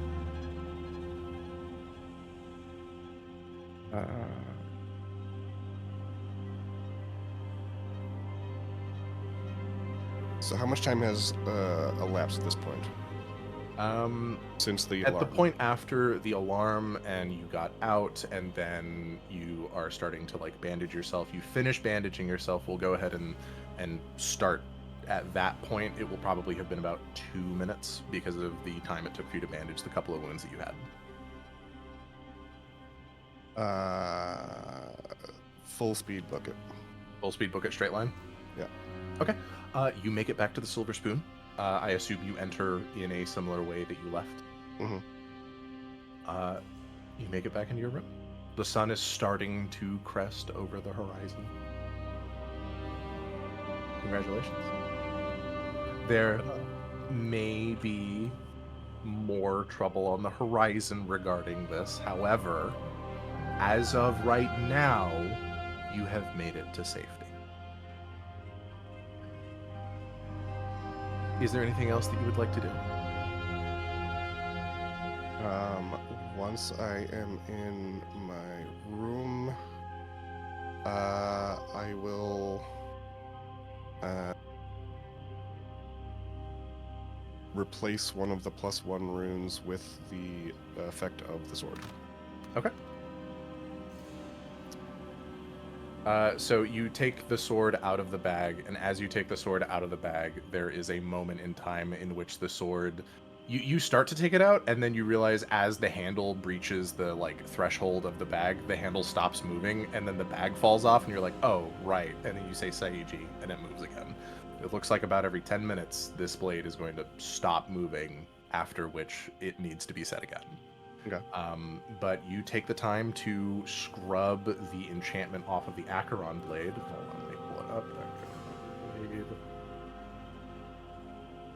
So the enchantment that is on the Acheron blade is you can use an action to give yourself a d4 plus 4 temp hit points, which cannot be used again until the next dusk. And when you hit a creature with an attack using this weapon, you can fill the target with unsettling dread. They have disadvantage on the next saving throw they make before the end of your next turn, and the creature ignores this effect if it's immune to the frightened condition. And once you use this property, you cannot do so again until the next dusk. You have both of those on your weapon. Also, you're immune to effects that turn undead if you happen to be undead. It is not on my weapon. It is in a runestone. Just in a runestone? Yep. Okay. I'm assuming you're putting the runestone in the bag. Yep. Cool. So there's still +1 enchantment that is on the Acheron blade. Do you want to scrub that off as well, or do you want to leave that on? Is it still the Acheron blade? On a very technical level, yes. Even if you scrub the +1 in enchantment off of it, it's going to be identified by people as like an Acheron blade that has had its enchantments removed. Okay.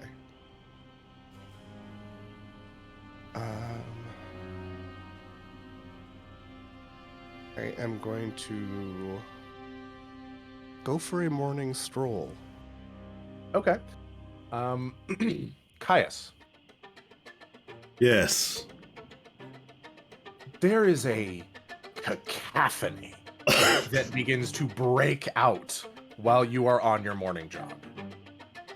The loudest noise you have ever heard in your life begins to echo and beam across the entirety of the town. It is not enough to wake Lumia or to wake Billy, but because of the passive perception of Harvey, you are awoken by this. It is loud enough to wake you. And Caius, you are not like nearby, but you're close enough to where you happen to spot something peculiar. You see one of the halfling children from Uthwain's shop skittering across rooftops with a spider robot. You see them for you see them for the briefest of moments before they are gone. And it is very obvious where they are coming from. He was a couple buildings away? So he had DM'd me before this that he wanted to go for a jog. This is the stealth check that you made that was a 12. This wasn't for you to get caught by the guards. This was for you to have been spotted by Gaius. Okay, so that was before I dropped the disguise? Yes. Gotcha. Unless, actually, did you drop the disguise the moment you came out? I dropped the disguise after I bandaged. After you bandaged, then yes, it would have been before you dropped the disguise. Caius, you know what? No, that the evolution of this would probably have been you were bandaging, Caius spotted you, Caius sees a disguise drop. You saw what looked like a disguised one of the two halfling children, which turns into Moggs and runs in the direction. Oh my god! I should just hand that to him on a silver platter.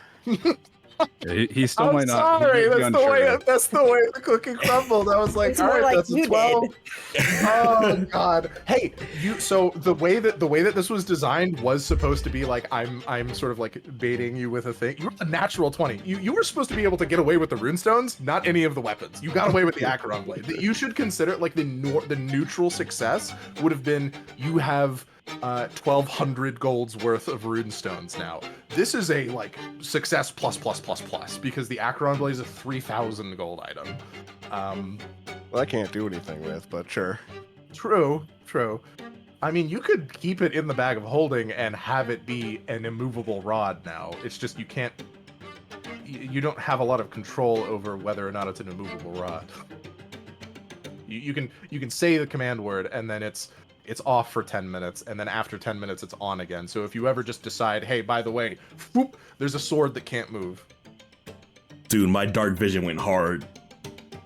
Yeah, so Caius, you see that. What does Caius do? When Caius sees you hear an alarm that literally says, "I am being stolen," over and over and over again, echoing across the entire town.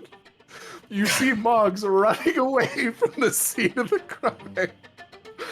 And you see guards mustering and starting to look around. Kais is gonna like freeze for a moment and just like squinting in the direction before the spider zips off. And I'm like, in my head, there's only one person I know who has that. Yeah, I mean, you see Moggs. Okay. You see the disguise drops off of Moggs. So, I mean, they sprint away. at the speed that it zipped away, I know I'm not catching her. So I'm going to go run to where the alarm screaming sound was. Okay. So do I run into the group of guards? Yeah, you do run into the group of guards. They are all kind of like scattered out. Looks like they're doing a sort of like search, like a spread out search kind of deal. Mm-hmm. They're in groups of 2. There are not a lot of guards in Zalon, but there is enough for them to muster some amount of presence for this. It looks like this is the only real serious crime that's happening this evening at the very least. And so a pair of guards kind of runs up to you. Are you on the sort of like overhang bridge pathways, or would you say you're walking through the swamp? The overhang bridge pathways. Then a pair of guards sort of jog up to you. One of them seems to want to continue on, but then another one kind of slaps him on the shoulder and turns and goes like, "Sir, have you happened to see anybody sprinting away from here? Perhaps a small halfling girl or anything at all? Any suspicious individuals?" I mean, the only person I saw on the way here was my companion, Moggs. Your companion, could you, sort of like one of them steps over to you, the other one kind of looks towards him and is like, "I'm going to continue on the patrol path," and he nods, turns back to you and is like, when you say you saw your companion, could you explain what you mean by that? Were they simply returning from a quest or stroll, or is this... Well, I'm kind of just as confused as you are. Like, I'm just out for a walk and she goes sprinting by in the distance, and at first it didn't look like her, but then it did. Would you care to describe her appearance for me? At least the appearance before. You said she transformed. He obviously has a very confused, like a confused expression on his face, but then he's like, magical disguise of some sort. I mean, I guess I'm not too familiar with magic like that myself, but how did Tilly look again? Tilly, a small halfling girl wearing very plain clothing. Then, at first I thought it was the girl from the shop earlier, but then it changed into Moggs riding with the spider. But he takes out what looks like a little like notebook, writes something down, and closes it. And you said their name was Moggs? Yeah, her name is Moggs. Understood. Did something happen? Like, what is all that? What was that alarm? I am afraid. He kind of like takes in a breath, and he sort of shakes his head, and he's like, "There's been a crime. I encourage you to steer clear of the area. We'll be cordoning it off. You wouldn't happen to have known the victim, would you?" What do you mean, victim? Uthwain, the shopkeeper. Is he okay? He kind of like takes a moment. He says, we don't know. He's unresponsive. Caius is a little worried and also kind of angry. His hair does flicker with flames a little bit as he starts to. He doesn't go back toward the inn. He goes towards the shop to go find the guy. Okay. You step towards the shop, and as you're getting closer, the alarm stops. Went for about 10 minutes, and then it stopped. But you approach and see that there are a number of guards that are outside, and it looks like there is some form of robed figure, a priest or cleric of some kind, that is currently kneeling over what you can see to be the form of the shopkeep seizing on the ground with a foam at the corners of his mouth. I don't know if anyone spotted it, but did you all see when I rolled a d20? No, I missed it. I did. I rolled a The three? 3. I rolled a 3. Oh. That was to determine So he whether or not could straight up be Uthwain's dead. elderly form could withstand the force of the drugs. Oh my god. Caius bursts in there, moving the priest aside. You move the priest aside, and he goes, "Whoa, hold! I'm trying to heal him. I don't know if he'll make it." Caius is like kind of shit. This is kind of freaking Caius out because this is going into his backstory a little bit, but he's kind of freaking out right now. But he's gonna take one of the potions of greater healing, praying that it works. Okay. Yeah, I'll go ahead and say Potion of Greater Healing will definitely... It won't, like, cure him completely, but it will stabilize him. It will prevent him from being in any immediate, like, deathly danger. You pour a Potion of Greater Healing down his gullet, and you see that the sort of priest kind of stands and brushes himself off and goes, "Well, good Samaritan, thank you. I'm sorry to make you have to part with such a valuable potion." I'm pretty sure a life is more important than any potion. Truly. If ever there's anything that you would ask of the Church of Suo, feel free to stop by. We'd be more than happy to compensate you in whatever way we can. You actually do look. This is the what looks. Actually, no, I don't know that you ever spotted him. Rox is how he introduces himself. He is a hobgoblin. He was the protege of Sister Zyratex.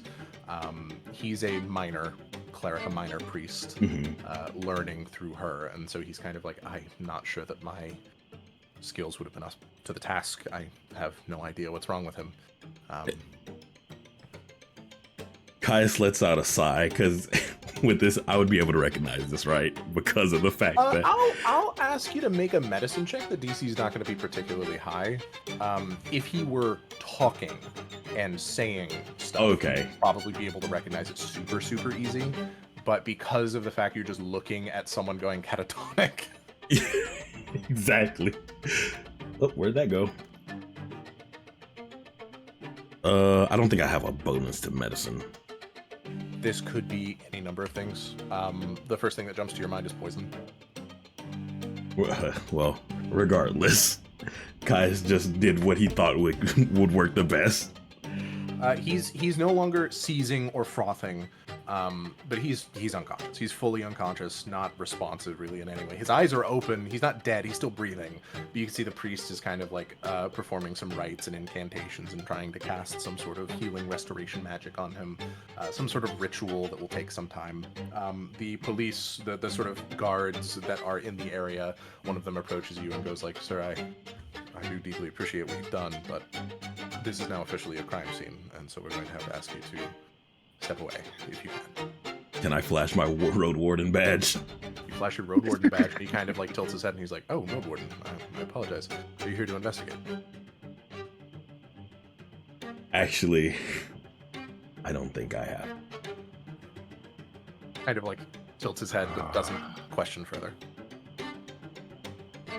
And he goes about what it is that he was doing, where there doesn't look like there's a detective or anybody here. It doesn't look like there's anyone who's really like on the case, as it were.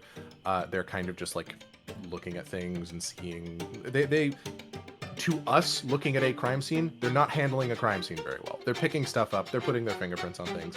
They don't have fingerprint technology, so it's not going to matter. But there's like magic that can detect certain things, such as blood. Yeah. Which they do see the blood on the glass, and some of the guards kind of look to each other and talk and kind of shrug, and you can kind of pick up what they're putting down of like, we can call Uthwain's brother, but by the time he gets here, the blood will be no good, and so on and so forth, yada yada yada. Caius kind of remains silent, and he's going to just leave and start heading back to the Silver Spoon. Okay. He is quite furious right now. Moggs, what is your debriefing process? Do you, outside of scrubbing the enchantment off of the blade and then putting the runestone in the bag, do you go back to sleep or do you get ready for the day? So no, I said earlier that I got up and left and went for a walk. Went for a walk. True. Yeah, okay.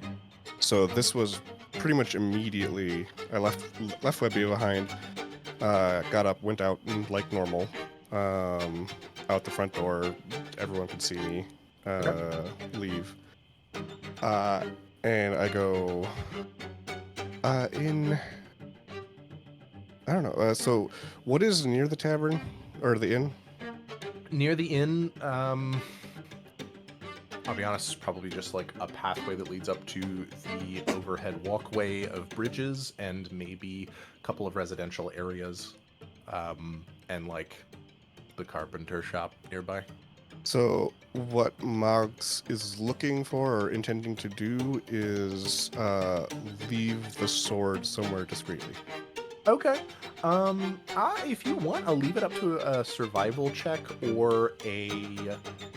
This one's gonna sound peculiar, but I know survival is higher, but a history check would have a lower DC because history technically can also be used for sort of like societal areas and locations in which you might be able to find secretive places. So survival you'd probably put it in more of a naturalistic place where it doesn't really belong, but it's out of sight. And history would be able to put it in a place where a longsword would belong and it would be able to hide in plain sight.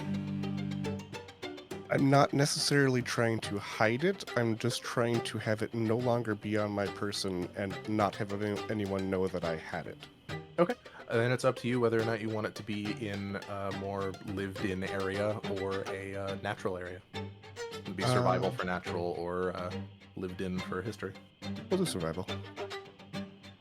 So I've got a +6 in that survival. Oh, yeah, easily. You take it out of the bag. You have to drop the bag off of it again. You speak the command word, and then you can easily drop it into like a body of water. It's gone. It would take a detect magic because I believe the +1 rune is still on it in order to find this. Yep. Or it would take you.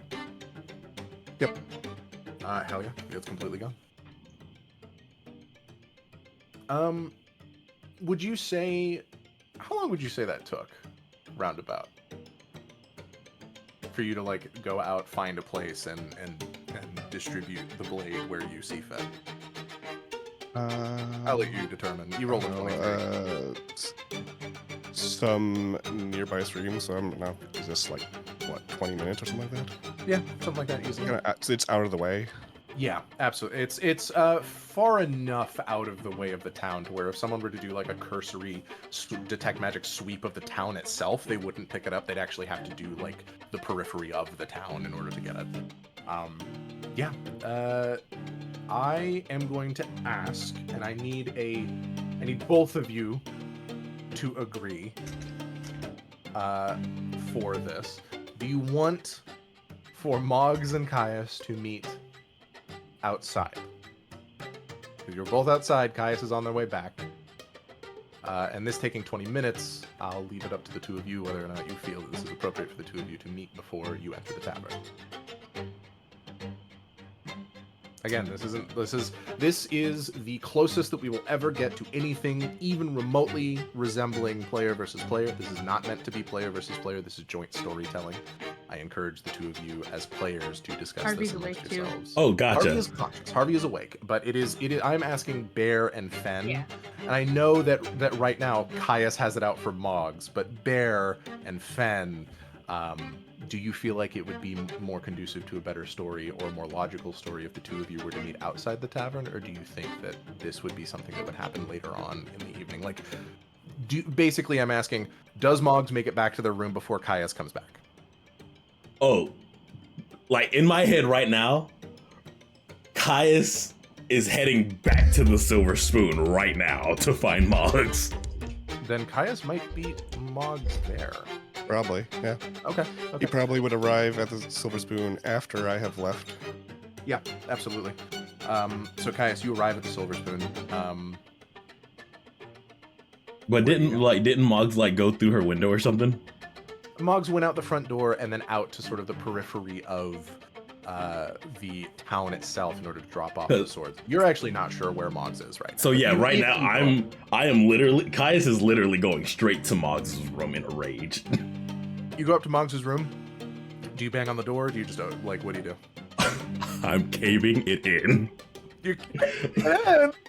Oh my god! The fucking tavern keeps gonna have to pay. Okay, you go to like shoulder check the door to see if it's like unlocked. You see that it isn't, but given that you did shoulder check the door, Webby opens it. Where is she? I don't know. Webby, where is she? I know you were with her. She holds up two hands, two of her little hands. She goes, I don't know. I'm going to palm her censor body, her censor mass. It makes a little eek noise. Oh no, don't hurt Webby. Oh.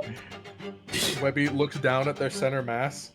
And do you grab just their kind of like metallic body, or is there like a particular area that you want to grab? It's like a little teeny orb of metal. I'm just grabbing the teeny orb of metal. You grab that, and you see that their legs kind of like wiggle a little bit, and they're like, I don't know. What do you mean you don't know? Can't you? Left. Where? I don't know. Caius is in between just like crunching down with his fists, but at the same time, he's trying to control it a little bit to find Moggs, because I know Moggs only put Webby up to it. You see that Webby is a bundle of curiosity, sees that your hand is big enough to grip its entire like torso, and has drawn its attention to the hand and starts to kind of like not painfully or anything like that, just kind of like poke at it, and just seeing how like muscular even your hand is, and it's just like, wow.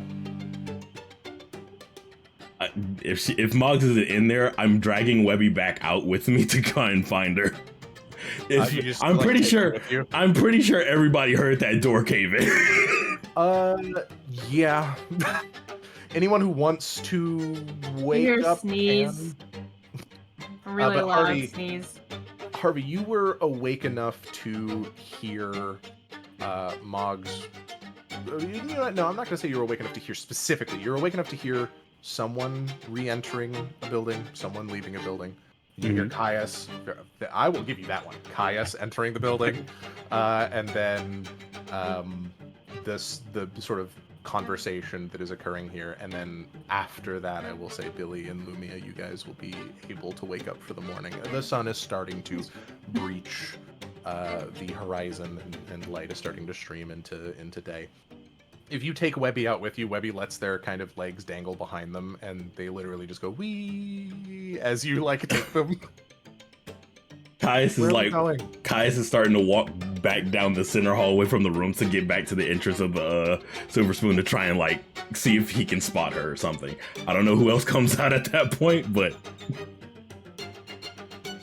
he is quite literally just illuminating the hall with his flames. Hey. Webby's trying to get your attention. What? Do you know where Mom is?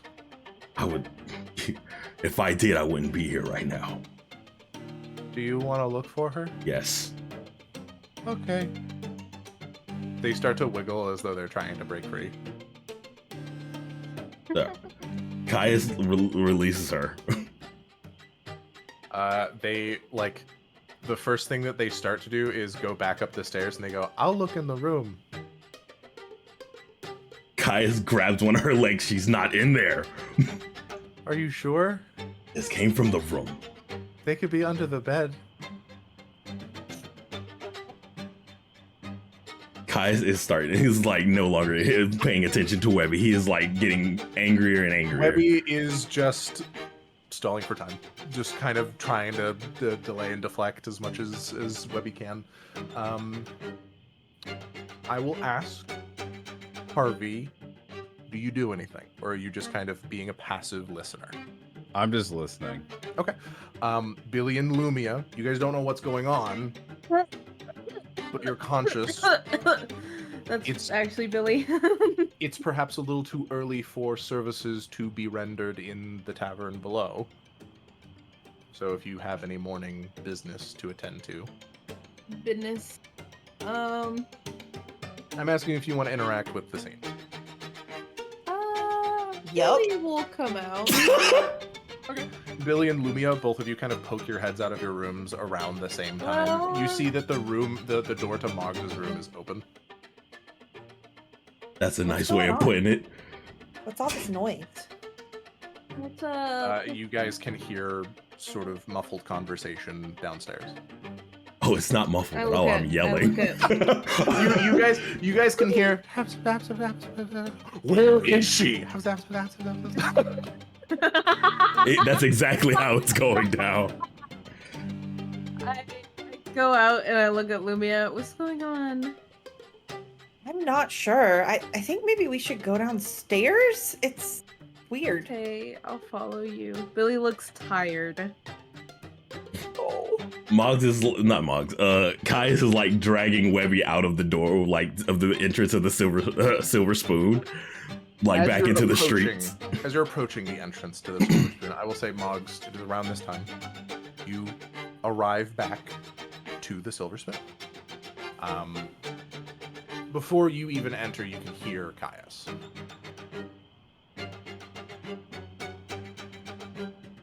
Yeah, so I'll just I'll pop in and like, what's going on?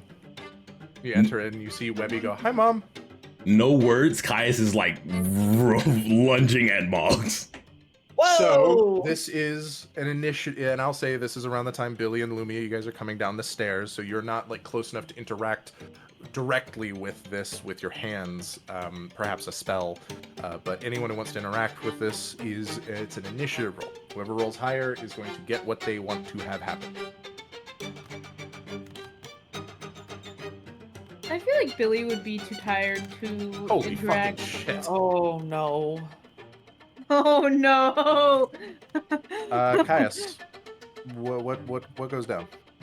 Caius is trying. No. So unless we have the consent of all parties involved, no directly harming, hurting, killing, so on and so forth, injuring. But storytelling. As of right now, with the exception of course, like sort of metagame controlling another person's character, describe for me how it is that Caius interacts with Moggs in this moment. The moment Caius sees Moggs, he is lunging at her to like grab her with his other free hand and like snatch her up. So it's a grab. Big enough to probably just like grab her body or her arm and just lift her up. And Moggs, you are lifted. Do you have a particular reaction to this? So this is just right at the doorway. You've stepped into the doorway maybe a step or two, and then you said, "Hey, what's going on?" And as you said, "Hey, what's going on?" I will say, like, the ball of Caius's foot was leaving the ground. Also, Lumia, you did roll an initiative here as well. I believe Lumia's was slightly higher. Is there anything that you want to have happen here after Caius grips Moggs? I'm gonna yell, "Caius, what do you think you're doing?" and run toward them. Okay, you close the distance. So, and then I know that I have been grabbed, but as I saw him lunging towards me, I imagine Moggs would have like twisted and tried to maybe like slam into the wall or the door. Yeah, so there's some type of like mitigation in some capacity to try to like stop Caius from like Caius does have you grabbed, but whatever sort of tried to reflexively get away, but it's like very obviously just like slammed into the wall. Caius, what do you do? Caius is like holding her against the wall. Like, what did you do? I went for a walk. Stop lying to me. I saw you. I'm not like I just got back from a walk. What did you do prior to this, before you got here? I went on a walk. I just said that. Can I roll insight? I mean, I don't have to. I've seen her.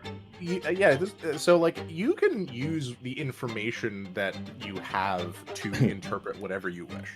If you want to roll an insight check to determine whether or not Moggs is lying here, I'm gonna let you know Moggs isn't lying. Yeah, no, technically not. She's not technically lying. Would reveal that Moggs went for a walk. Exactly.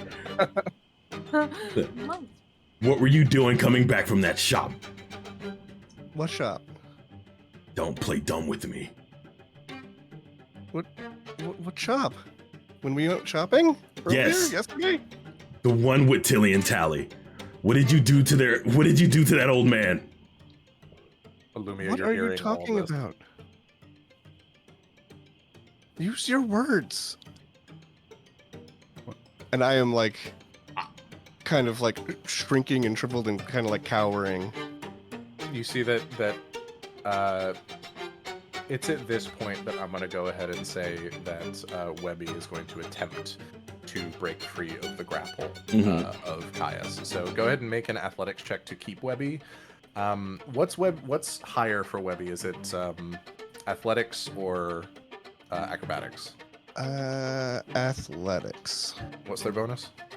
2 plus proficiency.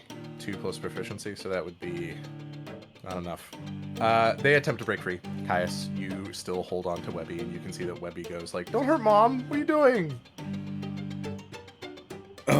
Caius is like, What's going on? Why are you manhandling Moggs? Caius turns to Lumia and is just like, there was a man almost dead today, and I saw Moggs running from the direction of it, and the guards gave me a description that I saw Moggs transform from that form back into her original form. Wait, what? Moggs, you think Moggs hurt someone? Oh, I know. I have a very good feeling she did. Moggs, what is he talking about? I just got back from a walk. Don't play dumb with me. Where were you coming from? I just went out to the river. Webby, where were you coming from? There is a moment where you see Moggs, you specifically, see that there is a thrum that resonates from Webby's interior. There's sort of like this... only you can see it. Lumia, Billy, and Caius, none of you guys can actually see this, but Moggs, you're looking at Webby, and you can see this almost sort of warping effect resonate in this ring away from Webby. And there's no roll necessary for this. This is gonna sound really stupid, I get it. Something just happened to Webby. Something just happened. Where once Webby may have been simply an automaton that has been formed over a monster core, there's some element of the monster core that is starting to seep into the personality of Webby. There's no role that I'm going to allow for this because of the nature of the story beat. Webby spins like a top with razor blades and emerges victorious from the grappling contest with Caius after doing so. And skirts up, not necessarily capable in the moment of breaking Moggs free of the grapple, but interposing themselves between Caius and Moggs, and almost like cradling Moggs in a grouping of these 8 legs. Effectively, if you want to do anything other than grip Moggs as you have her now, you will have to go through Webby to do so, and Webby will interpose themselves between you. And Webby goes, "Don't hurt Mom." You really put me in a position to just fight Webby right now. Moggs' attention snaps completely off of Caius and straight onto Webby. He's just like, Webby, whoa. There's a very animalistic nature to the manner in which Webby is acting here. That very much so reminds you of a cornered animal. You've interacted with plenty of those in your time here in Arendibidus. At the very least, you've heard of the nature of a cornered animal for the people who've gone out on hunts, how when they're placed into a spot where they feel like they don't have any other choice, they will make a rash and violent decision. I'm doing the fucking Jurassic Park like calming raptor. I am going to let you make, and you have full leeway to just make a check that's objectively mechanically good. Whatever check you think you should be making to calm Webby down, or to make Webby do what you want in the moment. I feel like that'd be survival, right? I would say so. Either survival or animal handling, but I don't suppose you have animal handling proficiency, do you? I have a +4 in it because I'm wisdom based, but I don't have proficiency now.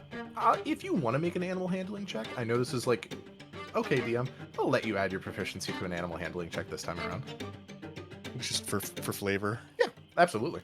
Sure. 24. Whoa. You sense the independent animalistic urge emerging from Webby. Webby is your companion. You created Webby. Webby is a construct which you have treated very well, but ultimately a construct is beholden to its master, and Webby is your construct. You are Webby's master. That's just how magic works. When you sensed that pulsation of energy emerging from Webby, you had no control. Webby was an independent, conscious, sentient, fully on their own creature who acted to protect you. And how does Moggs interact with Webby, and what result is Moggs seeking? So Moggs is trying to get her to calm back down, to go back to being kind of her normal default Webby state. And also takes a second to whip her head to the side and direct eye at Caius and just like hisses, "Back the fuck off." You can interpret whatever Caius would interpret from this, but you do sense the animalistic energy emerging from Webby here. You can almost sense that while it is certainly aggressive and it is definitely like directed at you, like Moggs is probably not happy about the fact that they're being like picked up right now.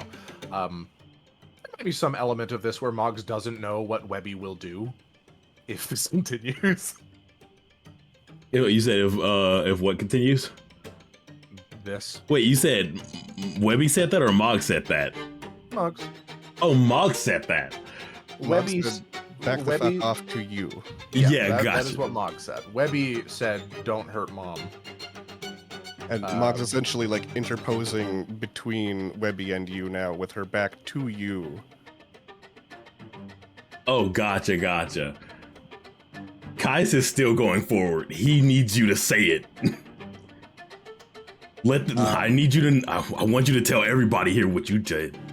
Harvey, Yes. in your room, being a passive listener, passive observer, you kind of like glance out your window and up to the skyway, and you can see there's a couple of guards coming down the skyway. Skyway. The bridge that's over the swamp. Oh, okay. The bridge is pretty high up. The bridge is like 25, 30 feet up. Right. You can see what look like two guards coming across the skyway to the ramp that leads down to the Silver Spoon. You can put two and two together that something's up. Yeah, I think I'm gonna go and join the rest of the group. All of you are gathered. You see Riz comes down the stairs and kind of saddles up with you. Looks up and kind of like puts a finger to his lips, and he's like, I don't think now's the time to be chipper. No, I'm not. I'm tired. Something Nothing's going on. You sounded really happy when you said hi. Is it just because I'm a raccoon? No, because you're part of our party. Okay. Looks down at the scene. Lumia, is there anything that you are doing in this moment? I think in this moment, You come down the stairs. I am gonna say, Caius, it sounds like you are very upset, and I'm sure that we can get to the root of this, but I do need you to step back from Moggs. Caius is gritting his teeth, but and it takes a minute, but he does listen to Lumia, but he's still raging. We do have to just talk, Caius. He does take a step back. You But have been he released, like, Mog. I want to, you. He can't get his words together. He is just in a fury. But I was like, I'm gonna need answers. You talk to her, Lumia, because I can't. I can't. Moggs, I will say it's at this point that Webby functionally saddles up into backpack mode if you so desire her to, in the case that you want to run.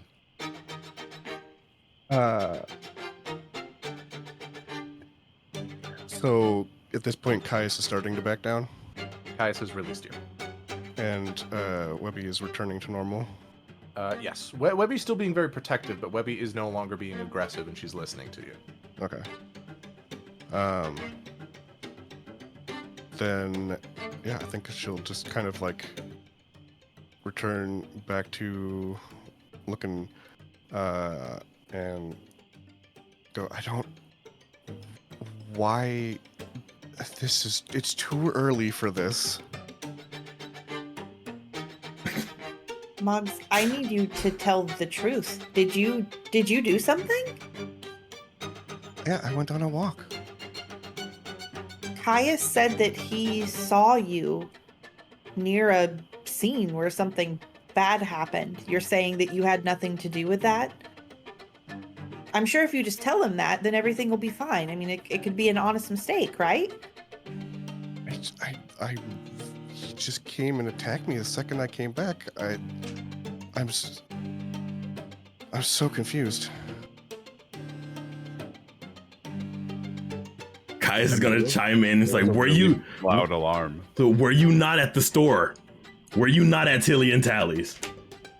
Harvey, I'm gonna say you clocked that there's maybe about 2 to 3 minutes before those guards enter the doors. Okay. So you guys have about, in character, not in real life, 2 to 3 minutes before a guard comes to investigate a tip that was received.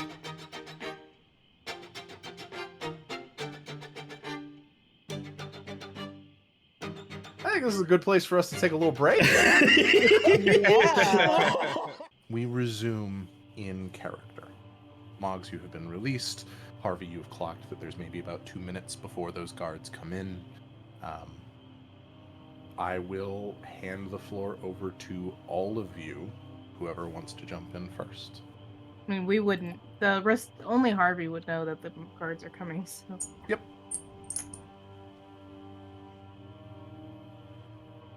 Wait, I'm not gonna say shit. I'm trying to think. Did I?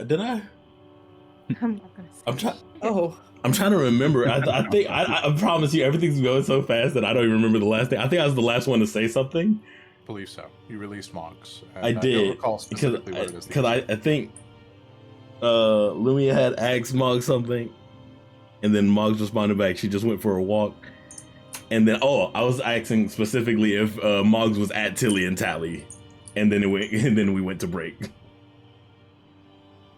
And I think Lumia was asking her. Well, I'll go ahead and sort of like volunteer Lumia for this. Is there anything that you do in this moment? Any questions that you ask? I think I'm gonna say, Moggs, you told me once, back when we had first met, that if I ever wanted you to do anything, all that I had to do was ask, and I should never magically compel you or do anything that affects your autonomy. So I trust you now to tell me the truth. Did you have anything to do with the unfortunate events that took place at that shop that Caius told us about? Out of character, what? I'm not remembering this conversation. Oh, This was when... This is a conversation that's happening now. Oh, no. Oh, go ahead. What I'm referring to is when Lumia cast sleep on Moggs way earlier in the campaign, and Moggs was upset because Moggs said, all you had to do was ask. You didn't have to magically compel me. If you just asked me, I could have done something.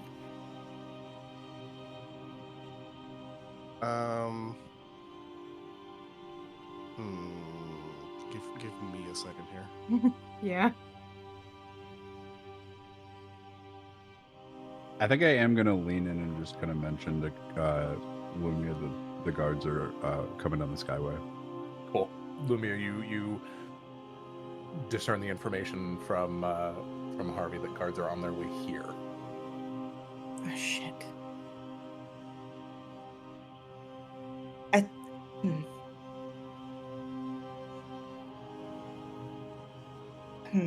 I'm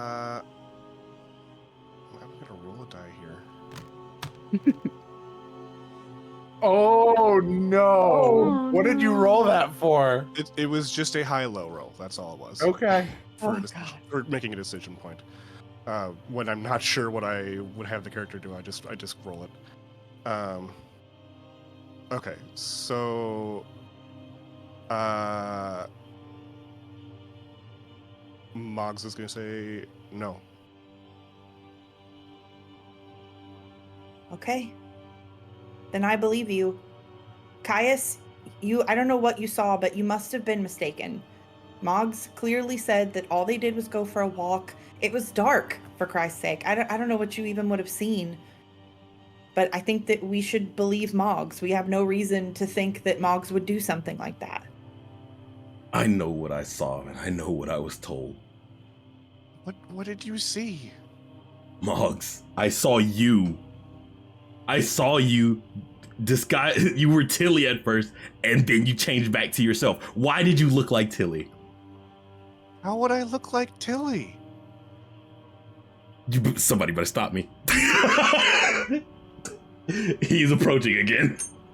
I'm gonna say that for the remainder of the scene, that Webby is acting independently and can actively and deftly keep Moggs out of reach of any of the party members as long as Moggs desires. So if you approach, Webby immediately jumps to the ceiling.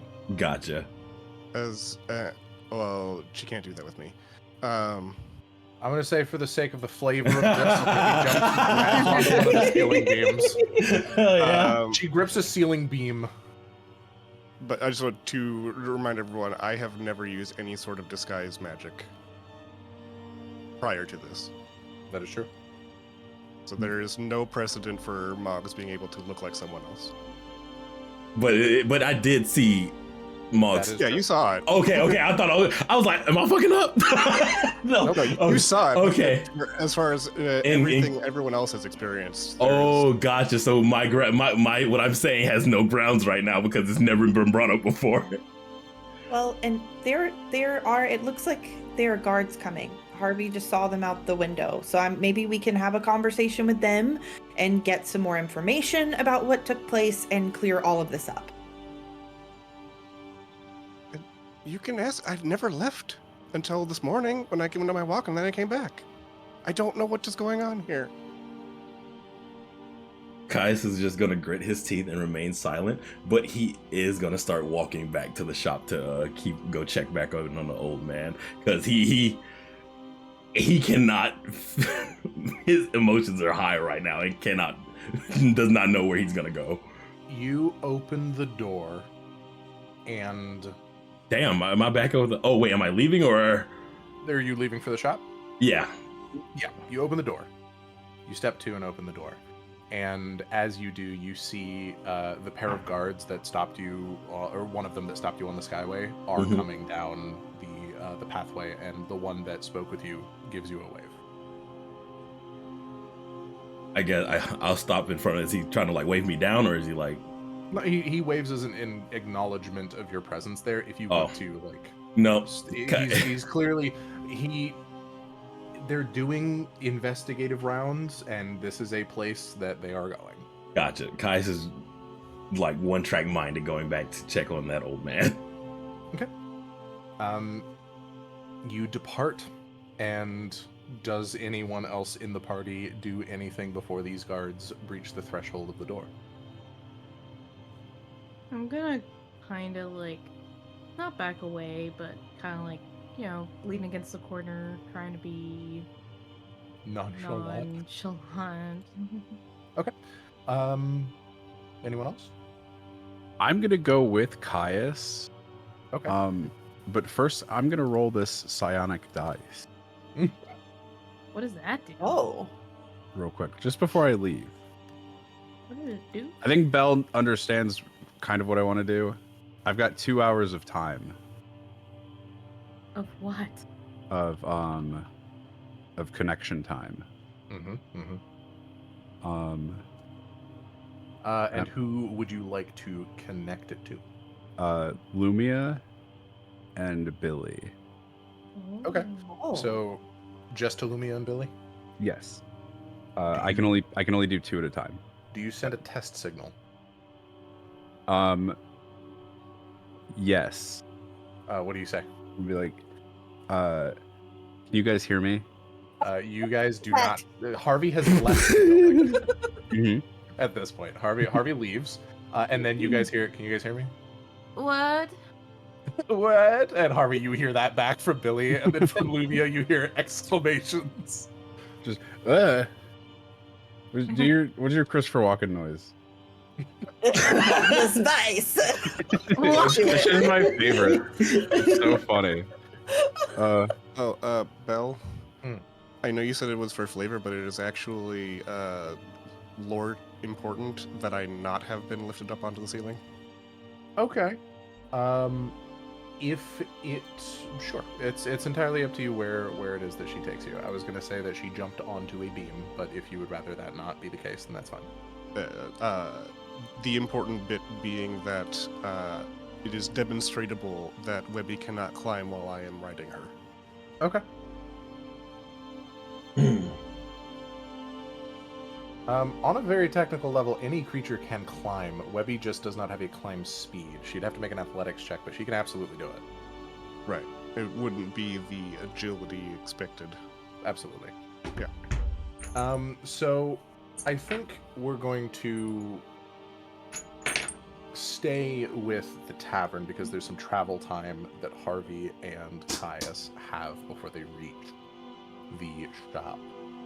You guys travel up into where the Skyway is, and you start bolting, maybe not sprinting, but at least a brisk pace towards the shop where Uthwain was. The 2 guards breach the threshold of the door, and immediately one of them sort of like enters in, sees all of you standing there, and seems a little surprised. One of them kind of like looks at all of you quizzically, but doesn't say anything, and then the one that was a little surprised retrieves a little booklet, goes to a page and goes, "Is there a Moggs here?" Everyone looks at Moggs. They sort of look at you and they're like, "Moggs, we'd like you to accompany us down to the station. We have a couple of questions for you." Okay. Do you have any individuals that you would like to accompany us while we're on the way there? Anyone who perhaps could speak on your behalf in case legal matters are in order? I will. You see that he kind of like looks to you and goes, "May I have your name, ma'am?" Yes, it's Lumia. Wonderful. He writes that down, closes the booklet, and it's like, "If you'll please follow me." And they arrange themselves in such a way where Lumia and Moggs, you are between the 2 of them, where one of them is leading you and the other one is watching the 2 of you from behind. Billy, do you do anything? Riz hops onto your shoulder. Lumia, I think I'll stay here, or go somewhere else. Okay. Okay, I'm sorry, Billy. I No, think it's we should be okay. back soon. All right, I'll go mind more information about the other quest. Okay. So in the time that it takes for you guys to actually reach the station, Harvey and Caius, you will have reached the scene before they reach the station.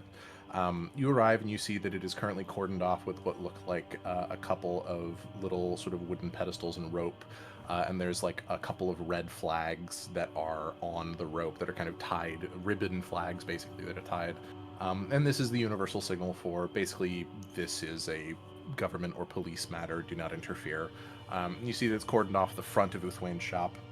You no longer see Uthwain there. It looks like at this point he was probably taken to either his quarters or a quarters, further in town. But you do see there's a couple of guards that are still there. Mm-hmm. It looks like there isn't necessarily a guard captain that is currently present, as it is still the early hours of the morning. Perhaps he is mustering to arrive here, but you do see your tag. Caius is silent as he still approaches the shop, and I mean, I guess he approaches her, and he's like, "Where did they take him?"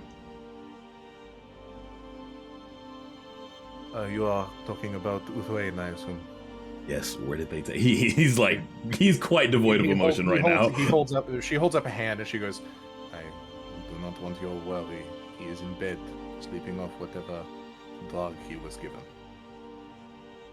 I want to be there when he take him.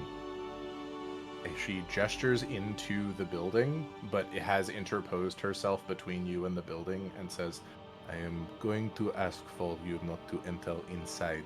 When he awakens, you will be the first to know. Alright?" Can I just stay outside then? You most certainly can, but I cannot guarantee that he will wake up for some time. Whatever it is that he was given was very potent. Caius is gritting his teeth as she says that before he turns and just starts walking to the building.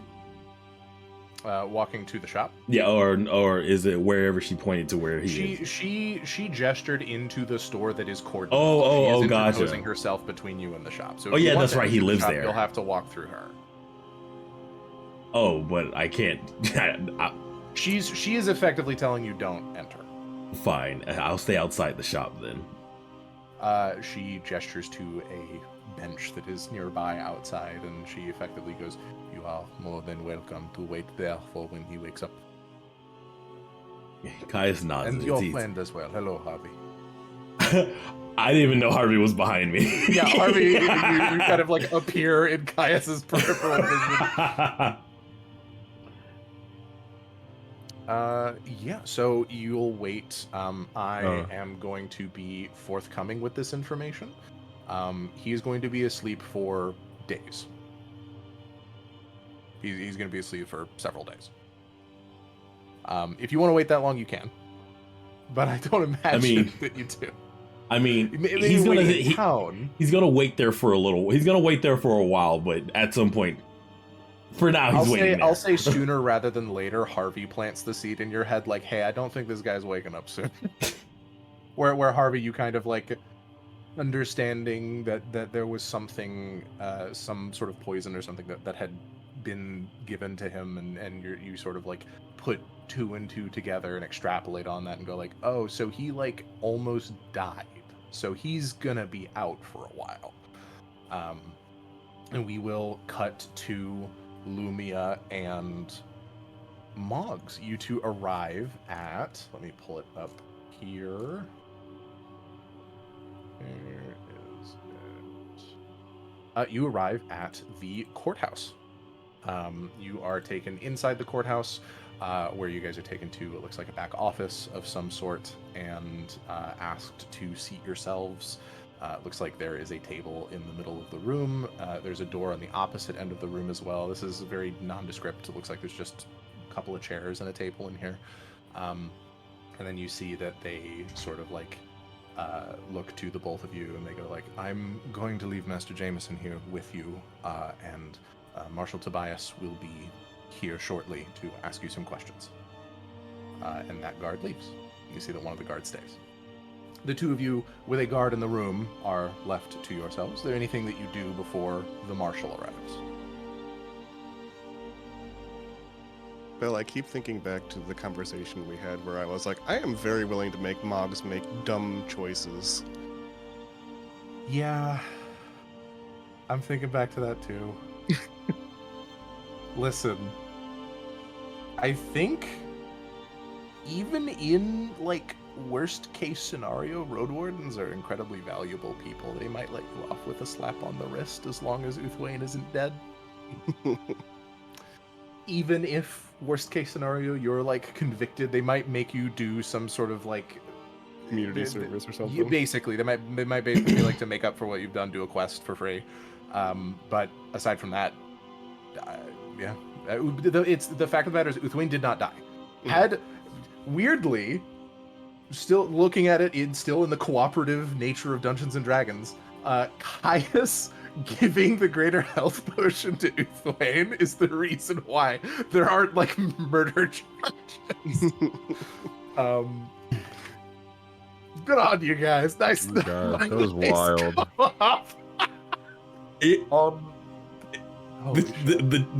The chain is crazy right now. Well, and I regretted not running to the alarm too, because I was like looking through my inventory and I'm like, oh, I have an antitoxin. Oh my God. Yeah, the antitoxin would have done it immediately.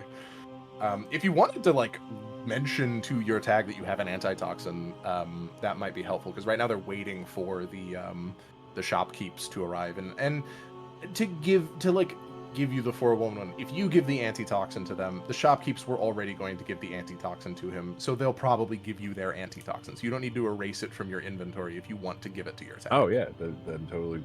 Yeah, absolutely. Your tag takes it, and at that point, it's not going to be instantaneous, but he will start to awaken shortly. I didn't realize you had an antitoxin. I completely forgot. It was just because we were having the discussion about dosages and what it did for us back when we tried it in the cave, and I was like, okay, well, what would Moggs would be like? Well, okay, so more dose means it acts faster, right? That's true. That's very true. Actually, it did happen a lot. Like I had him on, like, a 4-turn timer before the effect started, and that 4-turn timer came after you were gone, and he, like, stumbled out and he was like, what? And then he became completely fucked. He was fully delirious, not really able to form a sentence. Yeah, I just wanted him to be an unreliable narrator, and things went crazy. I'm so sorry. It's like that one episode of Breaking Bad where everybody ends up dead. Isn't that the finale? No. In the beginning, and he goes to the meth house, and he kills her with a fridge or something. I can't watch Breaking Bad, I guess. Yeah, you can watch Breaking Bad. Not every character dies, only most of them. Spoilers, somewhere in Breaking Bad, someone dies. Someone dies. Yeah. Somewhere, someone broke bad. Someone broke bad. Lumia, is there anything that you say to Moggs before Marshal Tobias arrives? Are you okay, Moggs? And is Webby with you guys? Did they ask for Webby to be brought? They didn't explicitly ask, they just asked for Moggs. Probably would have told her to wait in the room. Okay, then she goes back to the room.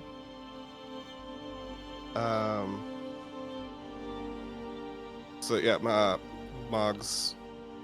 I think Moggs is still kind of riding off of her surprise at Caius's reaction, and so she's just still a little bit beside herself and is unsure of how to interact properly. She's just like, I don't understand what just happened. I don't either. I'm really sorry. I mean, clearly you didn't do anything, so that was really an unacceptable response, and I will talk to Caius when we get back. Yeah, I feel like I probably shouldn't be around him for a while. That's a totally fair feeling, but I hope you know we won't let anyone hurt you, and I don't think Caius would ever want to hurt you. Caius is a good person. I think maybe Seemed like he wanted to hurt me pretty bad. he does fly off the handle sometimes, but deep down, I don't think Caius would hurt any of us. I think maybe he just was mistaken about what he saw, and he was probably just scared. Sometimes anger comes from a place of fear. Yeah. Okay. As around this point, you can hear the footsteps of the marshal. You hear sort of like a disgruntled, like gruff noise as he enters into the room. Looks like he's kind of trying to slick back his hair and adjust his armor. He may have just like put it on. He kind of like, hello. I would say it's good to see you, were it not that there was something very serious that had happened with only one named suspect thus far. He closes What the door behind happened, him. by the way? I was hoping that you might alleviate that for us, Mox, as we are not entirely certain what happened at Uthwain's, but there is at least one eyewitness report that you were seen leaving the scene of the crime. Could you explain what that means to me, Mox? That's what we're confused about. That's what I'm confused about. We're confused about. Because I got up this morning and I went for a walk out of the inn. And then when I came back, guys just came at me out of nowhere and was screaming about, what did I do? What did I do? And I'm like, I went on a walk.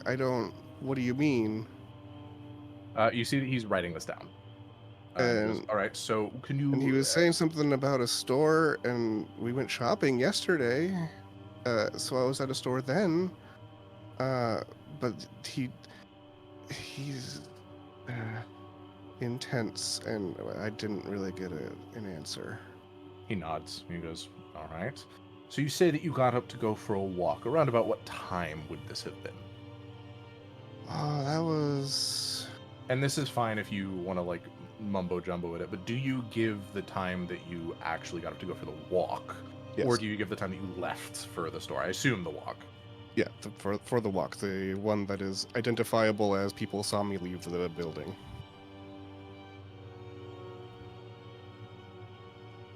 Beautiful. He kind of like marks that down and gives a look to one of the guards. That guard like opens the door. You hear some hushed murmurs. They close the door, and then you see that Marshal Tobias kind of like scratches his head and goes, "Right, okay. Then either of you feel free to jump in for this. What good reason would someone have to lie about seeing their party member near the scene of a crime? Can you corroborate that Caius often does these sorts of things, that he lies to perhaps get you guys in trouble or anything?" Well, no, really, but I don't know that it's a matter of lying. I mean, he was also on a walk, and as you well know, it was before the sunrise. I mean, it was dark out, so he could just be mistaken. He certainly It's very could. excitable, but I don't remember him ever lying about anything. All right. I don't think we've had Caius lie to us before, have we? I don't believe so. Outside of like omission of like personal details. Sometimes he doesn't understand things. Right. Then let's suppose that he was mistaken. Would you have any other suspects that could be implicit in this crime? Any other individuals you believe that Caius may have accidentally seen? He looks down at a piece of paper in front of him and says, listed here as diminutive individual with a arachnoid mechanical companion. Any other individuals that meet that description that you're aware of? Lumia stiffens when she hears that. Well, that's me. I have a spider friend. All right. I presume they are back at your tavern or wherever Yeah, they didn't ask me to bring Webby with, so I just Yes. told her to stay. Of course, that's perfectly fine. Could I go get her? No. We'd like you to stay here for the time being. Okay. There are some more things that we will need to get sorted before we can fully allow you to leave. You may consider this an official detainment, Moggs. What does that mean? You're under arrest temporarily What? until we can sort this out. Wait. For why? He You leans don't have back. any solid proof. He leans back and says, "Absolutely, but as the only suspect, we have no choice but to detain you until you are cleared of all charges. I promise you will be well cared for and fed, but until such a time, you must remain here." You still haven't told me what the crime is. Attempted murder, Moggs. Murder? He nods. Uthwain was poisoned and almost killed tonight. Kai says I tried to murder someone? You see, he kind of tilts his head. No. Caius perhaps did not tell us directly, but there was an attempted murder, an attempt on Uthwain's life. Were it not for Caius's presence at the scene of the crime, Uthwain would be dead. There was some he sort of looks at his notes, poison or drug supposedly imbibed that rendered him unconscious. He sort of takes his pieces of paper and he's like, "I'm sure that this will be cleared up in a jiffy. I have no doubts that this is all just a simple misunderstanding. But, of course, I'm sure that you understand procedure. We have to be certain. If you would like, Lumia, you are more than welcome to visit or even remain outside the holding cell. I don't imagine this would last longer than a day." Wait, but we're road wardens. We're not. I mean, this is ridiculous. Can she not be released with me? Can I not be her ward? Is there a way for me to persuade this person that Moggs can come into custody with us while they figure the rest of it out? I will need to know directly what you say, and then I'll make the determination of how easy or difficult this will be based on the roll of a d20 after what you say. As of right now, if you just want to make a check, it's a nat 20 or nothing. I want to know, or I want to try to persuade him, that Moggs can be released into the care and custody of our party, as we are known and recognized road wardens that have a spotless record. Okay. I feel like that's a pretty solid piece of reasoning. Go ahead and make a persuasion check. Excuse me, sir. I'm a member of the Rizzlers. I'm a member of the Rizzlers, I'll have you know. Morning, Shoulders at them. Absolutely, morning can guide you. You cast the spell. It doesn't seem like he reacts very much. And then you cast the spell, and then you go, "You have a spotless record." And it's a persuasion check, right? Yes. 19, 20, 21, 22, 23. Wait. Oh, God. What did I just roll? 18 total, plus persuasion. I have 24 total. 24. Yeah, that's more than enough to convince him. You see that he goes, "I will accept this under one condition. Okay. You have to have a guard with you. You don't leave the town until we know." That's fine. We won't go anywhere. You can trust us to stay put until the investigation is completed. We were kind gonna of- do Man, that I was last, gonna weren't we? leave the town. He squints for a moment and he goes, "Right. You'll be hearing from us as we uncover bits and pieces of this. We've actually called for Uthwain's brother to make a trip down. It may take him some time, but as a somewhat proficient wizard, we actually imagine that he may teleport here, as he's learned that his brother's life was just threatened. So hopefully, if he does decide to arrive shortly, we should be able to get this under wraps within the day. Excellent. And If he you hands puts pieces of paper in a stack, and then gestures to the guard who opens the door behind you guys. And he says, Mr. Jeremiah here will be accompanying you all. They will, of course, be escorting Moggs specifically, but I do ask that there is always at least a secondary party member present in the case that... And I hate to insinuate that this is possible, but in the case that an escape attempt is made, that there is more than one person there as a witness. I understand. That's fair. You may go. Stay safe. You are staying at the Silver Spoon, correct? Yes. You will be hearing from us, hopefully, by the end of the day. And he lets you guys go. Okay, thank you. Thanks. You see that there is a guard, nondescript, human male, perfectly average build. He's got what looks like a spear and a short sword on his hip. He's got a helmet on. Can't really make out too many features. Are you trying to tell us he's not hot? It's an open-faced helmet. Fine. He No. looks like a guy who was just kind of doing this for a job. He's not like super built. I was about to say, it sounds like this guy's a pushover. He's a guard. He's got a guard stat. Well, not guard stat block. He actually does have a unique stat block. Okay. But all the guards have that same unique stat block. The guards have a stat block. That He's an average Joe Schmo. He's Hi, I'm Muggs. He looks down at you. He goes, "I'm Jeremiah."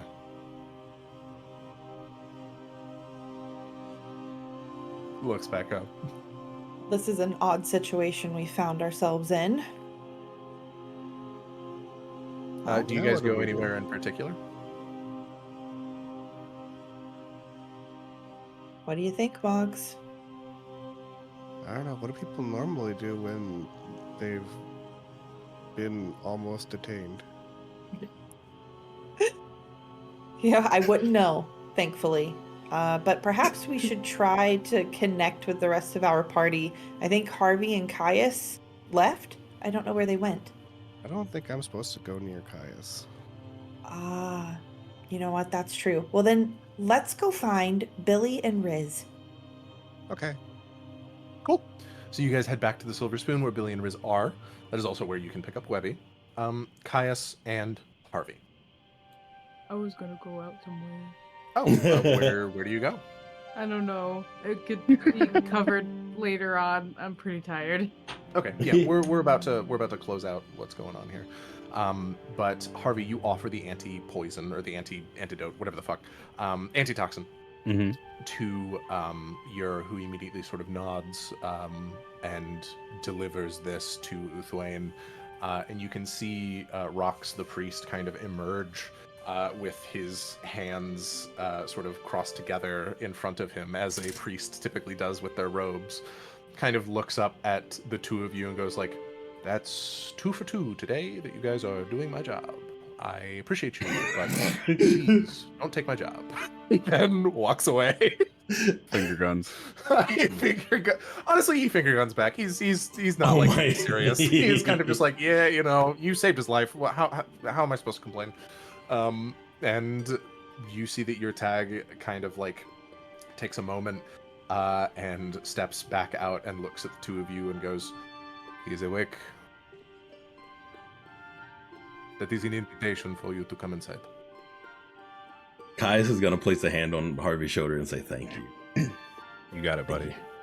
I'm going to let one of the halflings dive bombs in and hands you an antitoxin and then dive bombs out. Oh, good. I'm gonna let Lumia and Billy know that he is awake and we're about to like go kind of talk to him and figure out what's going on. Cool. Lumia beamed into your brain. Harvey's voice mentioned, and same with Billy, mentions to you they're about to speak with Wayne. Wayne is conscious. Oh, Moggs, it sounds like the gentleman that was hurt is conscious. Maybe this is probably a good thing. He can probably say who actually did this, and we can put all of this nastiness to bed. So, you enter into the building, and you see shattered glass, a brief blood trail.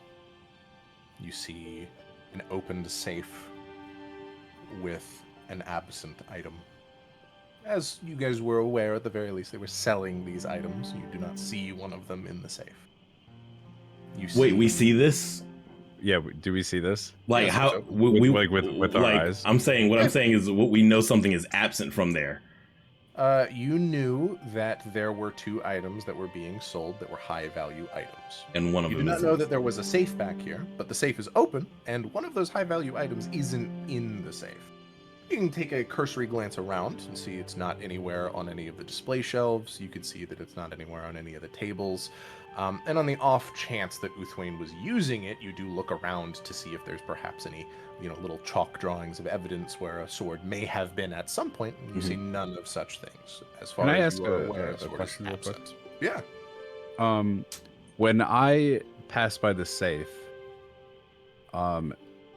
is the knife that's or the dagger that's in there, is that the same, like the same design as the one that I'm chasing after?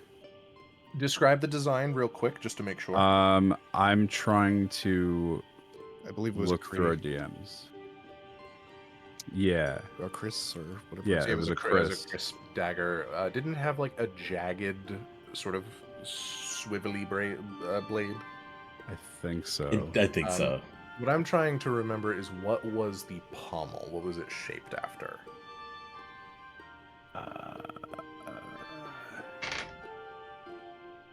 I'm looking.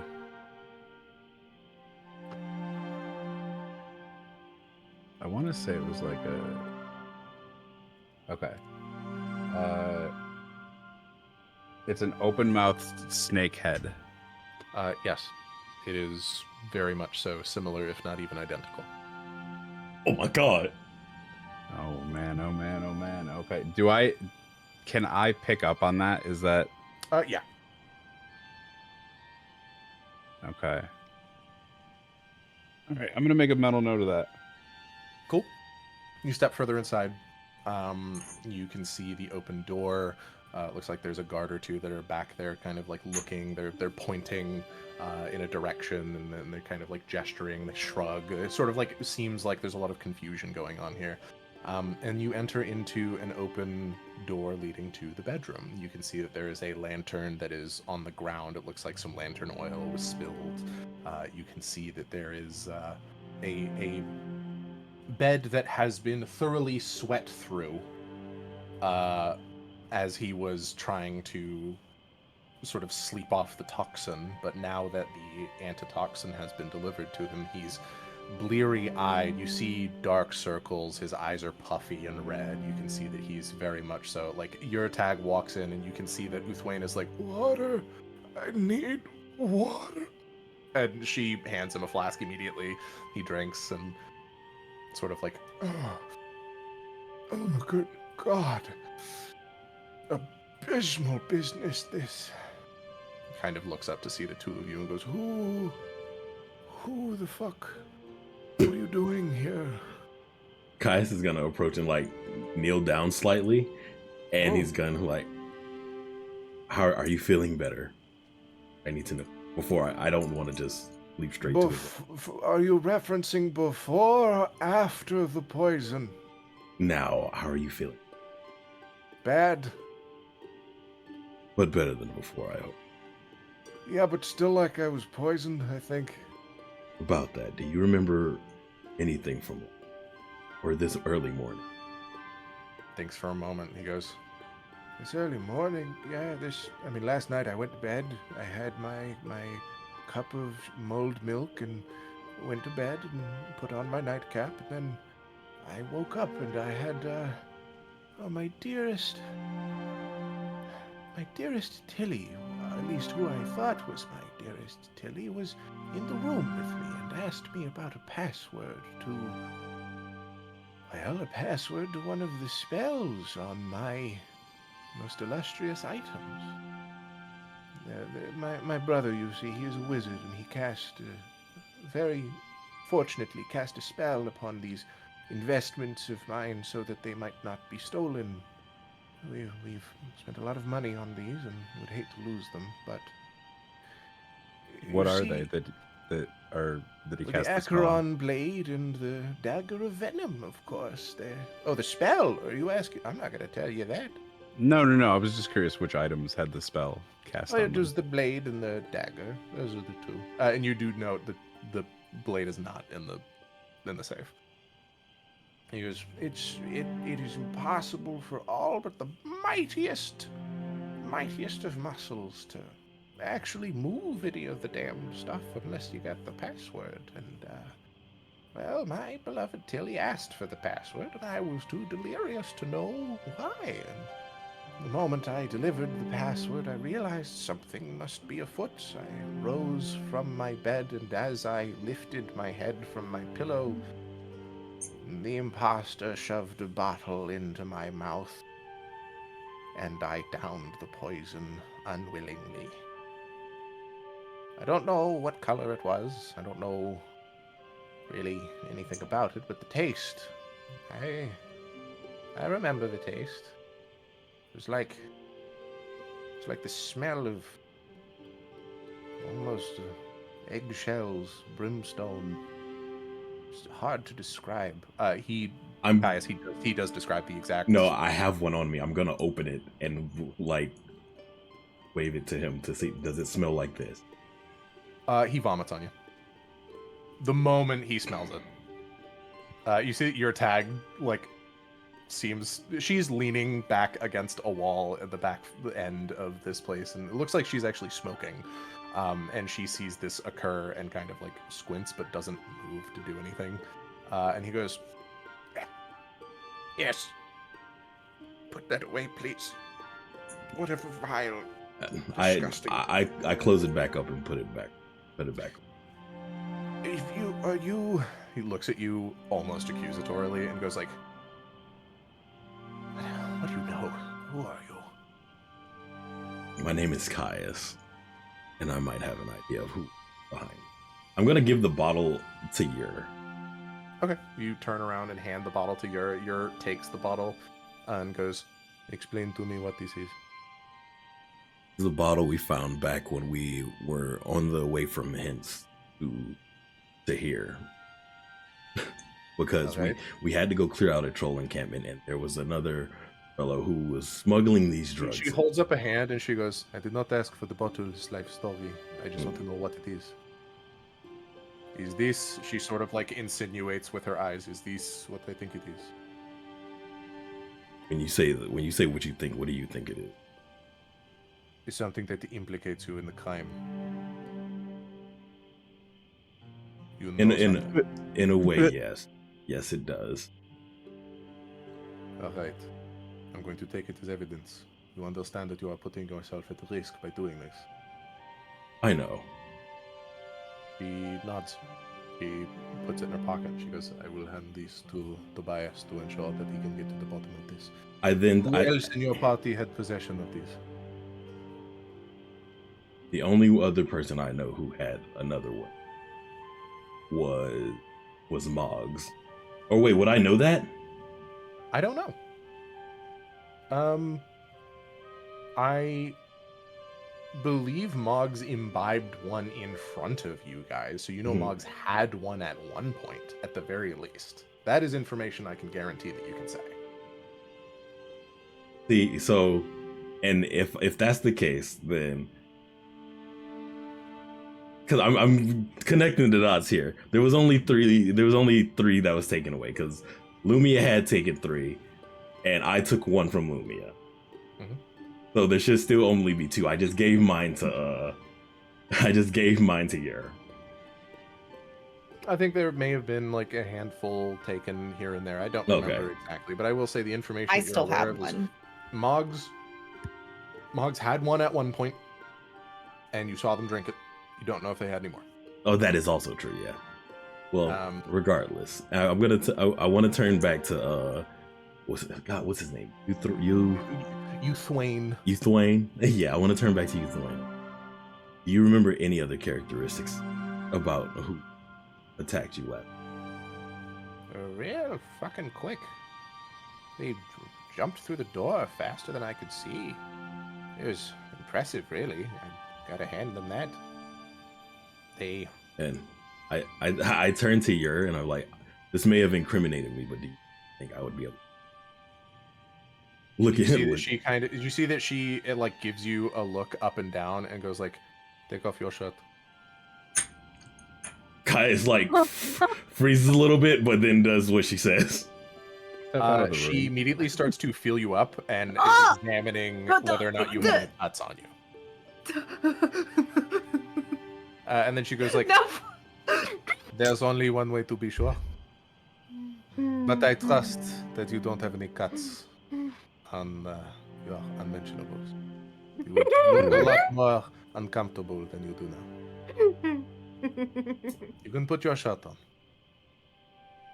Kai says nothing but slowly puts back on his clothes. No. Leave it off. Oh my god. Leave it up. Uthwain continues and goes, whoever the imposter was, they took something out of the safe. And I don't know what it was because I didn't see it on them when they jumped through the window. It's like it just vanished. It was gone. One second it was there, and another one it was completely gone. I look to Harvey and I'm like, know anything about anything that can do that? You're usually the observant one. Not aside from like a bag of holding or something. And I stumbled out into the street, calling for help when I felt it really kick in, and it was like I was traveling through dimensions or some shit. I really am not. I'm not the man I used to be. Whatever they gave me was some really powerful stuff. He gestures to what your tag has, and goes like, whatever. Oh, make sure no one gets a hold of that has ulterior motives, because they will trip balls. Does that sound familiar? Not really. I could do with some food. Are you kidding me? Yeah, Harvey wasn't there. Yeah, Harvey wasn't there. When Harvey wasn't there when Moggs was tripping balls at the campfire? Actually, no, I think... I don't think so. Harvey, you may have been there at least one time when someone was tripping balls. I think it was the first time when Harvey Moggs... was there at dinner. You remember when Moggs was like seeing lava and shit eating? Lava soup. We were Lava all soup. there. Oh, yes. There's at least one, maybe even two times where there was some type of interaction. Maybe perhaps not directly, but you were at least there at one point. Wow. You see that Yer goes... Okay, well then I would like to recant. Mm. To be like, yes. And then remind Caius about that dinner. That's what I thought. The lava And- dinner. And now that we also know that whoever it was is probably injured. Well, we followed the blood trail. It led up to the rooftops and stopped perhaps 2 or 3 buildings over. It looked like whoever they were very adept at patching their own wounds to ensure that they did not leave a trail. They knew how to cover their tracks. And you hear, she says, 2 or 3 rooftops over. It's where you saw her. Yeah. One can cover their tracks, they can't cover scars. Perhaps, but with magical healing, you most certainly can. Any sort of health potion or a cleric will be able to seal those wounds right up tight. Oh god!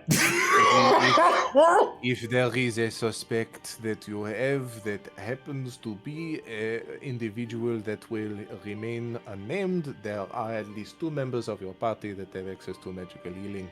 You might as well consider that it is not something that is on the table. If you are insinuating what I think you are. Caius is honest, dude. Or you? Yeah, go ahead, dude. I want to contact Lumia and be like, "Hey, I want to keep Lumia filled Say in. hey. Just kind of like get your attention, so I'm not like just info dumping at you like out of nowhere. I'll say it's around this point that you're like coming back to the inn. You're around like maybe a minute away from the inn when you receive the sort of jump from Harvey. Oh. Hey? Sorry, I have awkward stuck in my teeth. Is it telepathic? Thanks for telling me that. Fully telepathic. telepathic. You can respond in time. You do not need to vocally speak when you hear this. As far I as also I understand by the manner in which this telepathy works, I believe, yeah, the chosen creatures can speak telepathically with you, and you can speak telepathically with them, but they cannot speak telepathically with each other. So it is it's not like a one-way network. from you to them or from them to you. Correct. So I just want to like. Sorry, I totally blanked on what I'm filling Lumia in on. Are you filling her in on all of the information that you've received? Yes, just everything that we've been going over so far. Jinxie, would you say that you, as a player, know all the information that they've learned? Yeah. I will say that Lumia is filled in perhaps in the next 30 to 60 seconds on all of that information. Right. You hear of the fact that the safe is open, that there is something missing, that it looked like it vanished, that there was someone who was disguised, that they cut themselves and they bled, but they covered their tracks, and that there was a drug that was used. That is what almost killed Uthwain. They're pretty certain that the drug is the same one that you guys had access to. And Harvey also does tell you, I will say, that Caius effectively like implicated himself in the crime by giving your tag his vial. Oh. Yeah, they're pretty sure it was Moggs. Hmm. Well, I think Fuck I around am. and find out, Lumia. I think I am very, very concerned at this point because it's like hearing this is starting to kind of pull at my resolve for Moggs being innocent, and it is also now concerning me that based on what they've said, other members of the party could be implicated because of these drugs. You see that your tag sort of approaches you, Caius, and looks to you as well, Harvey, and goes, "Well, you have taken a great leap of faith, and you are trusting the legal system to be able to find the guilty party. I appreciate you, but unfortunately, I am going to have to ask you to come to the station." That's fine. Caius was about to stick close to your. Anyway. Yeah, Just you have to were. ask you questions. We're not going to fully detain you unless we have. Yours a catfolk, right? Yes. Yeah, yours. Oh is my god! Pause! She's not like a cutesy. She's very like. I don't care. She's a pointy catfolk. Beans are soft, no matter what. Okay, our claws. Would you think she'd be feeling guys up with claws? Maybe. She might be into that. He wouldn't be. Caius might too. He wouldn't be opposed to It's serious time. It's serious time right now. Your tag takes you back to the station. Harvey, do you go with? You don't have to. Caius, would you like me to go with you? I don't know if there's anything that I could do. It's good to speak on his behalf. I understand that you are party members, so you have reasons to back each other up. But as long as you are honest, once the wizard is here, we will have a zone of truth, and we will be able to get the definitive truth out of everybody. I mean, I'm sure everything will be fine then. Wonderful. I'd say, yeah, if you want to, you can go link back up with you. I'll be okay. Okay. Your tag takes you back to the station. It doesn't take you that long to get there, but by the time you get there, Harvey, if you want to go back to the inn, you can. I'll let you guys decide who meets up with who and when you guys meet up, but we are already breaching past Does the 4 Lumia hour do mark. Does Lumia do anything when she hears that? I think the only thing that's happening is it is starting to give her some anxiety and doubts about whether or not trusting Moggs made sense, but she's not going to magically compel Moggs because of the sleep incident that happened. She's not going to cross that boundary with Moggs. Oh yeah. We will leave it with this. Caius, you're on the way to the station with your tag. Your tag takes a moment, and you see that she sort of has been smoking and tosses what looks like a rudimentary cigarette butt out to the side. She stops in the middle of the street and turns to face you. And she goes, Caius, Yes. I want you to understand something. And what's that? Even if it is the case that your companion did this, even if it is the case that they are guilty for the crime that they committed, road wardens are not above the law, but they are adjacent to it, per se. Crimes like these are forgiven, not forgotten, but the worst that will happen to you or anybody else is perhaps a quest or two free of charge with no payment provided. If you are certain that you want to go down this road, then I will continue and take you to the station. She takes out the vial, looks down at it, and looks back up at you. And I appreciate your honesty. But in understanding the legal system, you understand its flaws. If you wanted to walk away, there would be an outcome very similar to the outcome that would result by finding their guilt. This had nothing to do wanting to hand Moggs over to the league. This was more so person. This felt more so it personally.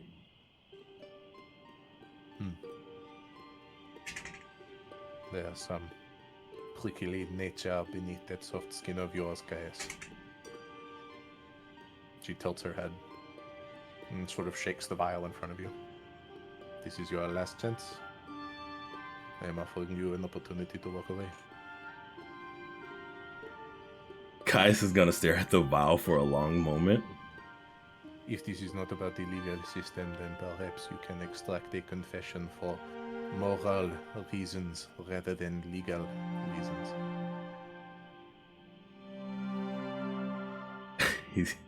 He's thinking long and hard, but and he'll go ahead and like he will definitely yield to her better judgment and take her up on offer.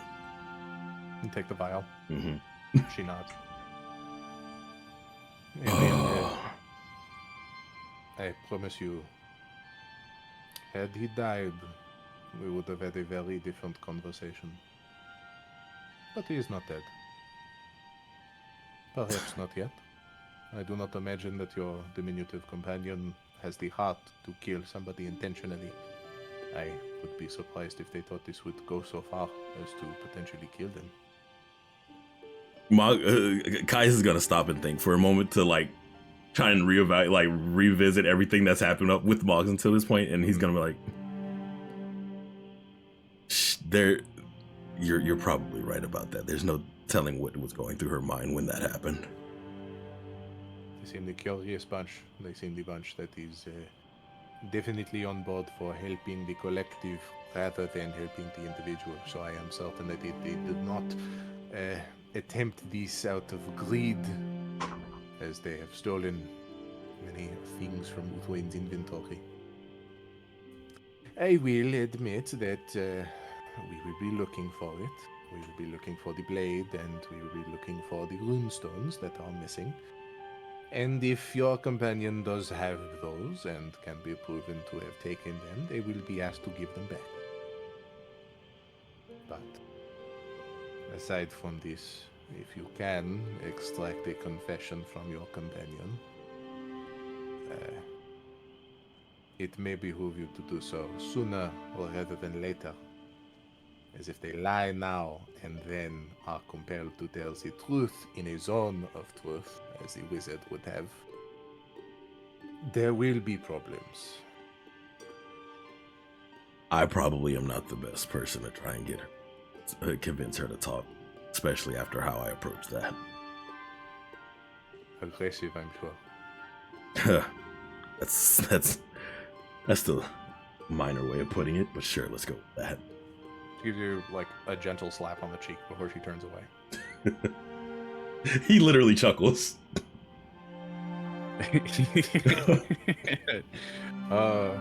A party stays together, Caius. You need to try, whether or not she did it.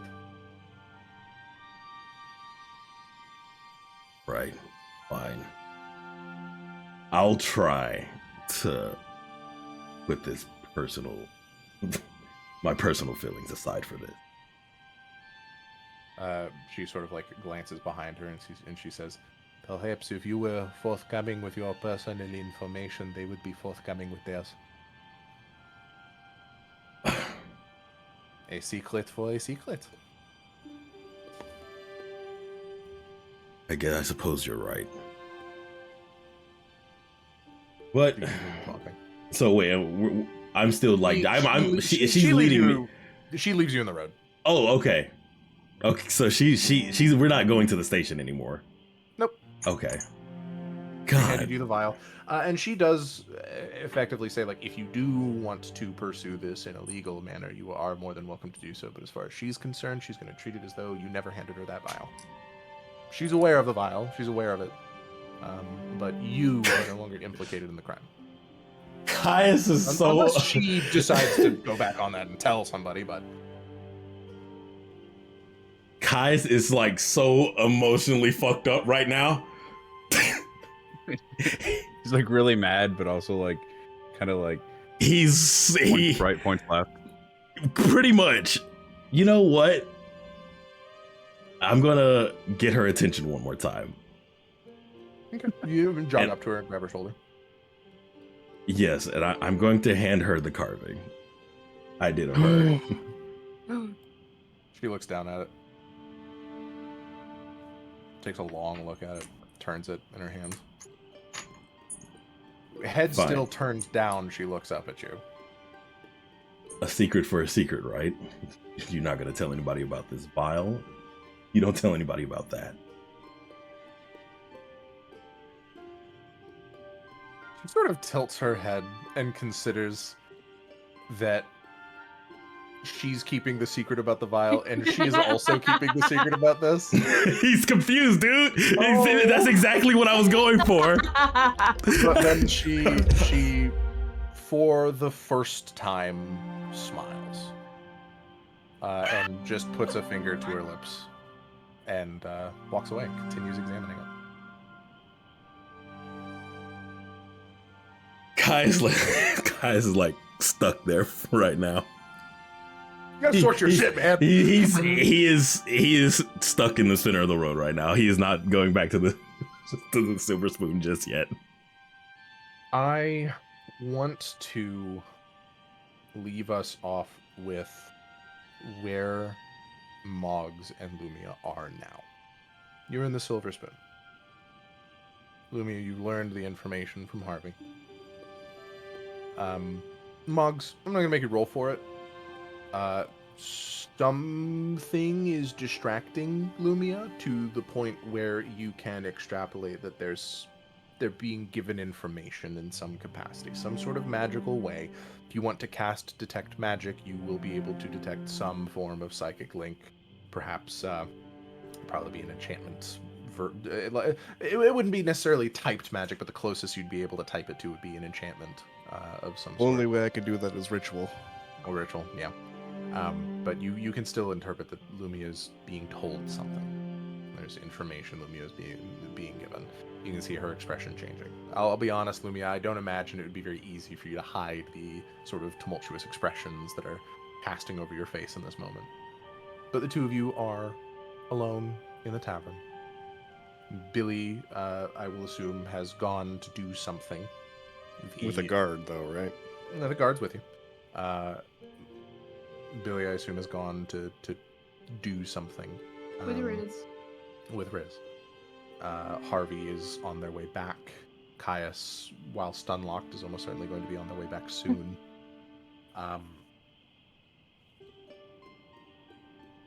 I am going to go ahead and say, Harvey, you arrive back at the Silver Spoon.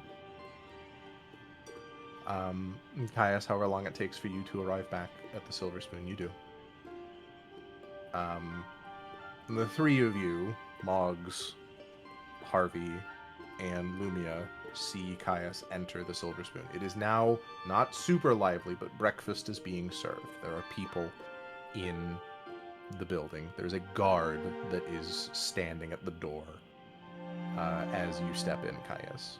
You recognize them as one of the guards that came up to speak with you. It looks like they're kind of on this case right now. You see he kind of like regards you as you enter in, and then he continues standing watch. And you can see you follow his gaze. He's looking at the table that the rest of your companions are seated at. And it is here that we are going to go ahead and stop for the night.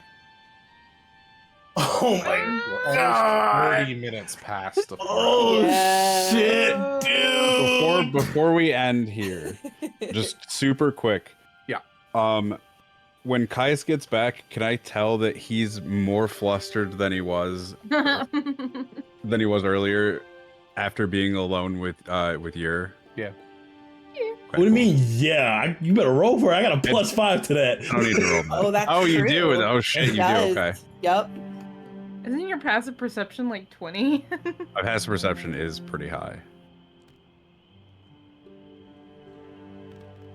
What do you got? What do we got? There's a 5. A 5 and a 5. 10. 5 to 5. What's your passive perception again, Harvey? Was it like 17. 18, 17? Yeah, I'm not. Yeah. Oh wait, did yeah, you no, get it's passive +5 bonus to this or some shit? yeah. Like you gave me advantage and a +5. So That I rolled with advantage and I had a 5. I'm So totally that's- willing to roll for it. To be fair. Oh no, I didn't even beat your passive perception. Well, technically, if he's actively trying to spot. Oh, yeah. gotcha. I see what you mean. Yeah. Go Yeah, ahead. if you I'd say this is probably an insight check, honestly. Oh, that's true. No, that is fair. did it launch? You just roll a No, psychic die on I that, too. accidentally clicked on too many dice. Oh, I, like, just did the okay. thing. Well, they're in the ether now. Bro, if you don't beat it. Damn! Had no idea. As far as Yes! we're concerned, Caius is Oh my steel, God. cold steel. He comes back fully Yes! refreshed, ready to go, action oriented. Oh, Damn, my he's Lord. cool. Damn it. Yes! Hell yeah. The rolls have been wild today. Yeah, I- rolls- Jesus Christ. Hilarious. I want to go ahead and Oh. ask: is there any glance that is shared between Caius and Muggs? Anything at all? Before, like, this is there's literally a- like end of episode. Yes. Zoom in on faces. He is staring at Moggs, but he looks away. He does look away. Is there any softness in your face that was not there before? After having had that conversation with your tag. Softness probably not, but he's still like seeing her again it's gonna take a lot to like get him off. Like he was nowhere he's nowhere near as raged as he was earlier, but you can still see he's very, very angry about the stuff, but he's not acting on it. And Muggs, as the camera zooms in on you, do they see Moggs jumping out of the chair to go upstairs and leave? Or is there what do we see is from Moggs here? I think she like not puts her guard up, but like is poised, I guess, like does not know if he's going to fucking charge across the entire room all of a sudden again. Gotcha. Caius, everyone senses that. Everyone senses that Moggs is kind of like immediately in a defensive, guarded, ready position as Caius enters the room. And honestly, not sure any of you can blame her. Mentally Let- waving her fists in front of her face. Mhm, mhm. Like, the truth is to be seen. And then a wizard teleports in the middle of the room, and he's there now. He'll be there in the next session. Congratulations, everybody! You made it through the session. Oh my god!